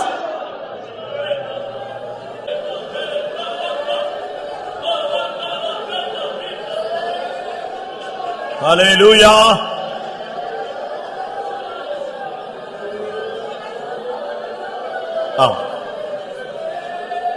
என்னுடைய வசனத்துக்கு நடுங்குகிறவனை நான் நோக்கி பார்ப்பேன் என்ற ஒரு வார்த்தை வருகிறது. எத்தனை பேர் ஃபீல் பண்றீங்க? வார்த்தையினால் உணர்த்தப்பட்டவர்கள் எத்தனை பேர்? ஆம் ஆண்டவரே, நான் பிசாசுக்கு இடம் கொடுத்து விட்டேன். ராபோஜன விஷயத்துல, காணிக்கை விஷயத்துல, ஆவிக்குரிய விஷயங்களிலே எத்தனை பேர் உணர்கிறீர்கள்? கோபத்தினால், எரிச்சலினால், வார்த்தையினால் மற்றவர்கள் அசட்டை பண்ண நான் இடம் கொடுத்து விட்டேன். எசபேலின் ஆவிக்கு நான் இடம் கொடுத்து விட்டேன்.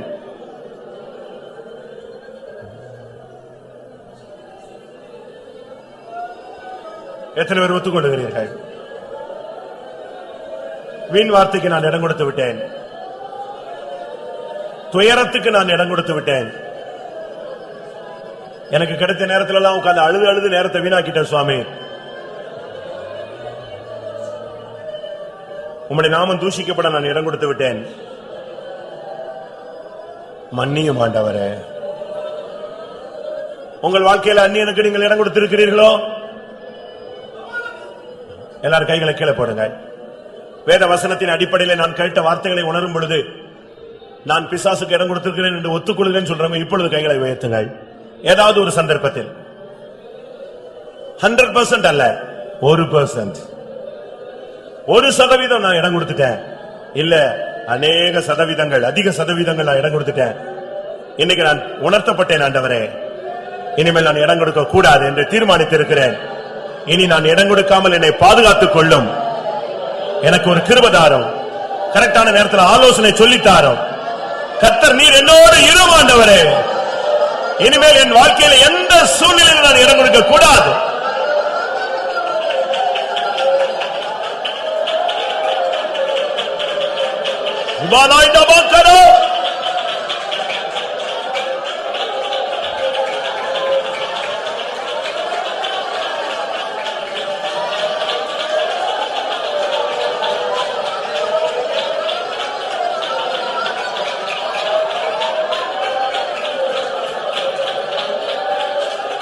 ஆம், ஆம். அநேக ஆசீர்வாதம் உன்னை விட்டு போனதுக்கு நீதான் காரணம். உன் குடும்பத்தின் குழப்பத்துக்கு நீ புருஷன் காரணம் அல்ல, மனைவி காரணம் அல்ல, நீதான் காரணம். உன் ஊழியம் பிரகாசிக்காததற்கு யாரும் காரணம் அல்ல, நீதான் காரணம். நீ இடம் கொடுத்தபடினால்தான் அந்த வல்லமை உன் பிரகாசத்தை அணைத்து போட்டது. அவன் மங்கி எறிகிற திரியை அணைக்கிறவன், அவன் நெறிந்த நாளை முறித்து போடுகிறவன். தேவனோ மங்கி எறிகிற திரியை அணையாதவர், நெறிந்த நாணலை முறியாதவர். உன்னில் இடம் கொடுத்த வல்லமையை கர்த்தர் அழிக்கப் போகிறார். உனக்குள் புகுந்து உன் வாழ்வை சீரழித்த ஆவியை அவர் கடிந்து கொள்ளட்டும்.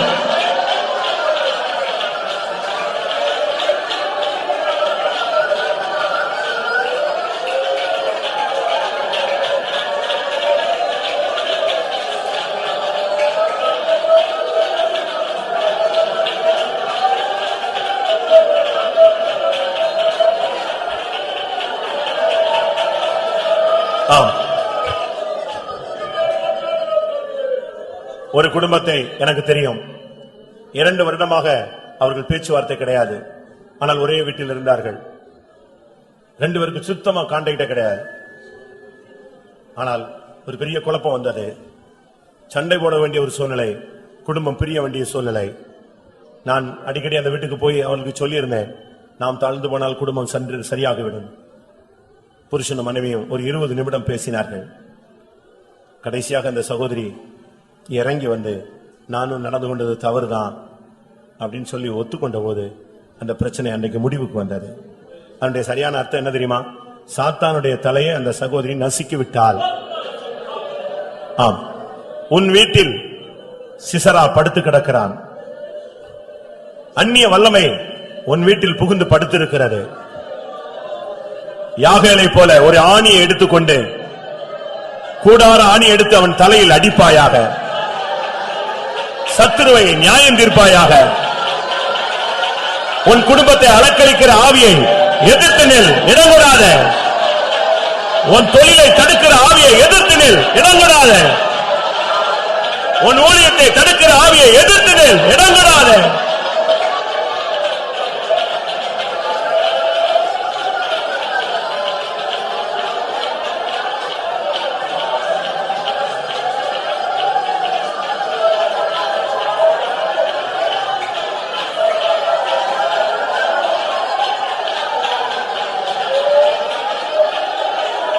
ஹல்லேலூயா. ஆமென். ஆம். எத்தனையோ பிசாசுக்கு நீ இடம் கொடுத்தும், எத்தனையோ வல்லமை உன் குடும்பத்தில் புகுந்து அலக்களித்தும், இதுவரை அது பல நஷ்டங்களை உண்டு பண்ணியும் உன்னை ஜெயிக்க முடியாமல் போராடி கொண்டிருக்கிறது. நீ விசுவாசிக்கிறாயா? எத்தனையோ வல்லமை உன் குடும்பத்துக்குள்ள வந்து விட்டது. ஆனா உன்னை அழிச்சிரணும், இல்லாம ஆக்கிரணும்னு போராடுறான். ஆனா இதுவரைக்கும் அது முடியல. அந்த விஷயத்துல மட்டும் அவன் தோத்து போய் கொண்டே இருக்கிறான். காரணம், கர்த்தர் உன்மேல் பிரியமாயிருக்கிறார். இன்றைக்கும் கர்த்தர் உன்னை நேசிக்கிறார். அவர் உன்னை விட்டு விலகவில்லை. அவருடைய கிருபை உன்னை விட்டு விலகவில்லை.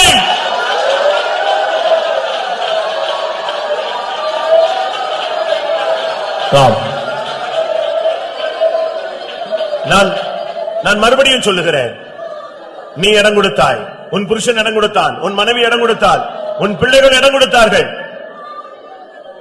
உன் ஊழியத்தில் நீ அவனுக்கு இடம் கொடுத்தாய். உன்னை பல விதங்களிலே அவன் புடைத்து விட்டான்.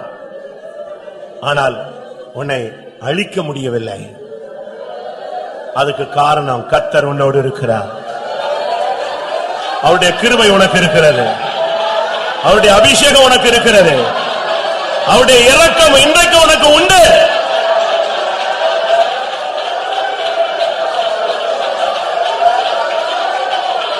இன்றைக்கு அந்த சத்துருவை கர்த்தர் நியாயம் தீர்க்கட்டும். எருசலேமை தெரிந்து கொண்ட கர்த்தர், சாத்தானே உன்னை கடிந்து கொள்வாராக.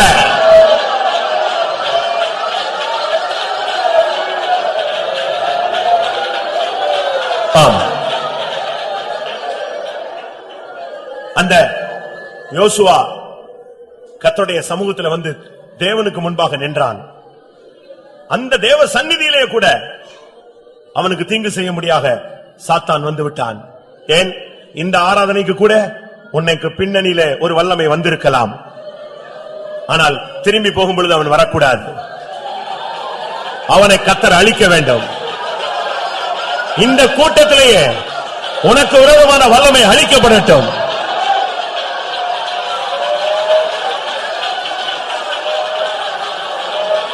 நீ திரும்பி போகும் பொழுது தேவ சமூகத்தோடு போ, கர்த்தரோடு திரும்பி போ.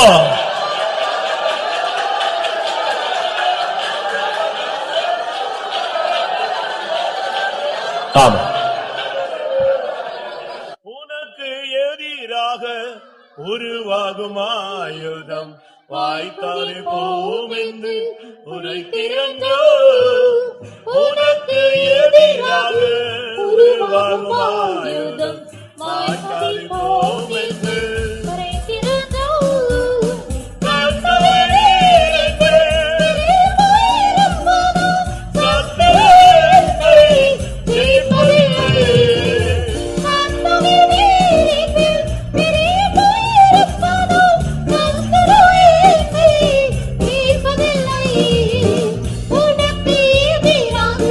உருவாகும் ஆயுதம் வாய்ப்பதை போக்கிட்டு உரைக்கிறோ.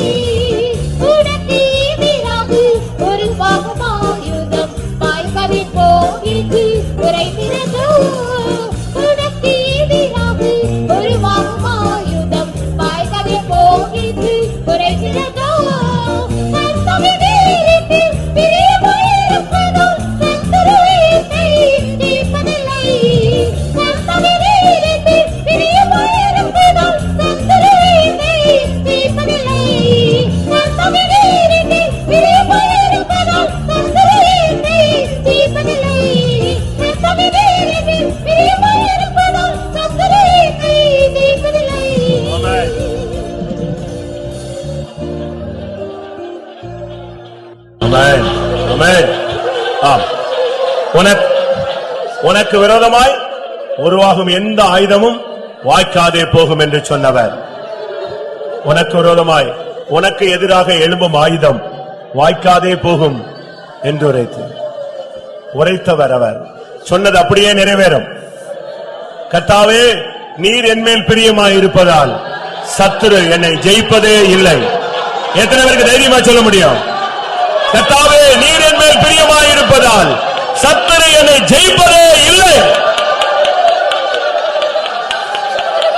உனக்கு எதிராக உருவாகும் ஆயுதம் வாய்க்காதே போகும் உரைக்கிறதோ. உனக்கு எதிராக உருவாகும் ஆயுதம் வாய்க்காதே போகிட்டு உரைக்கிறதோ. கர்த்தரே நீரில் பிரியமாயிருப்பதால் சத்துரு என்னை ஜெயிப்பதில்லை. கர்த்தரே நீரில் பிரியமாயிருப்பதால் சத்துரு என்னை ஜெயிப்பதில்லை. உனக்கு எதிராக உருவாகும் ஆயுதம் வாய்க்காதே போகிட்டு உரைக்கிறதோ. உனக்கு எதிராக உருவாகும் ஆயுதம் வாய்க்காதே போகிட்டு உரைக்கிறதோ. கர்த்தரே நீரில் பிரியமாயிருப்பதால் சத்துரு என்னை ஜெயிப்பதில்லை. சத்துரு என்னை ஜெயிப்பதில்லை. பிரியமாயிருப்பதால் சத்துரு என்னை ஜெயிப்பதில்லை. கர்த்தரே நீரில் பிரியமாயிருப்பதால் சத்துரு என்னை ஜெயிப்பதில்லை.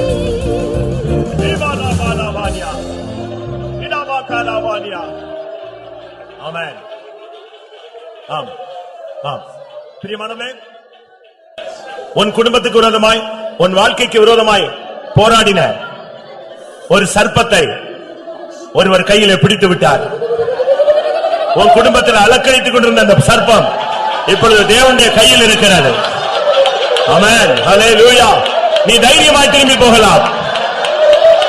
உன் வீட்டில் புகுந்திருந்த சர்ப்பம், உன் தொழிலில் புகுந்திருந்த சர்ப்பம் இதோ தேவனுடைய கரத்தில் இனிமேல் அது அவருடைய காலின் கீழ் நசுக்கப்படும். ஹல்லேலூயா. ஆமென். ஆமென். ஆமென். ஆம். நீ திரும்பி போகும் பொழுது சங்கீதக்காரனோடு சேர்ந்து இந்த வார்த்தையை சொல்லி போக வேண்டும். அவர் என்மேல் பிரியமாயிருப்பதால் சத்துரு என்னை மேற்கொள்வதில்லை. என் சத்துரு என்மேல் ஜெயம் கொள்ளாததினால் நீர் என்மேல் பிரியமாய் இருக்கிறீர் என்று நான் அறிகிறேன். எத்தனை பேருக்கு தைரியமா சொல்ல முடியும்? ஆமென். ஹல்லேலூயா. எந்த வல்லமை இனிமேல் உன்னை மேற்கொள்ளாது. ஏனென்றால் கர்த்தர் உன்மேல் பிரியமாயிருக்கிறார். உன் குடும்பத்தின் மேல் கர்த்தர் பிரியமாயிருக்கிறார். உன் பிள்ளைகள் மேல் கர்த்தர் பிரியமாயிருக்கிறார். ஆமென். ஆமென். ஆமென்.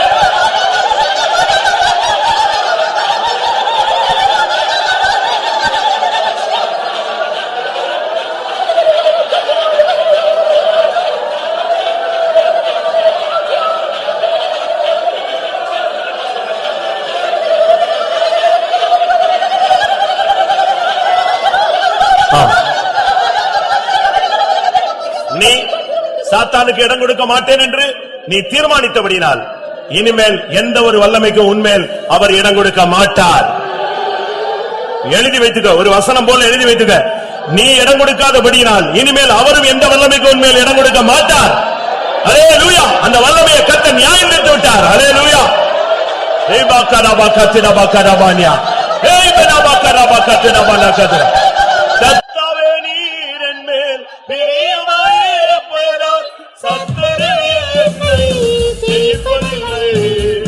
கர்த்தரே நீரில் பிரியமாயிருப்பதால் சத்துரு என்னை ஜெயிப்பதில்லை. கர்த்தரே நீரில் பிரியமாயிருப்பதால் சத்துரு என்னை ஜெயிப்பதில்லை. கர்த்தரே நீரில் பிரியமாயிருப்பதால் சத்துரு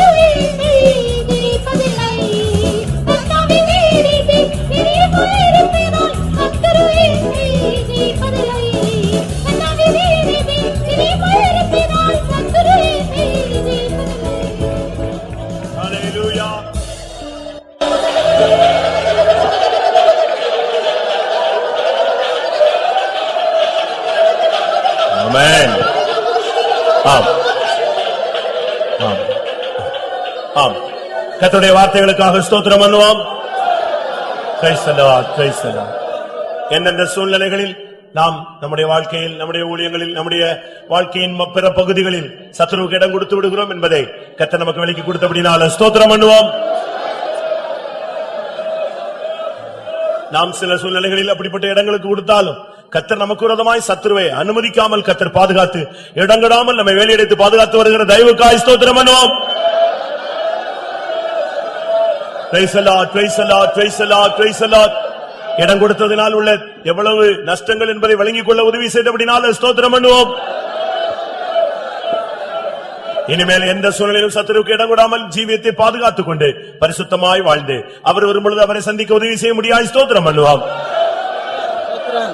பிதா குமாரன் பரிசுத்த ஆவியானவருக்காய் ஸ்தோத்திரம் பண்ணுவோம்.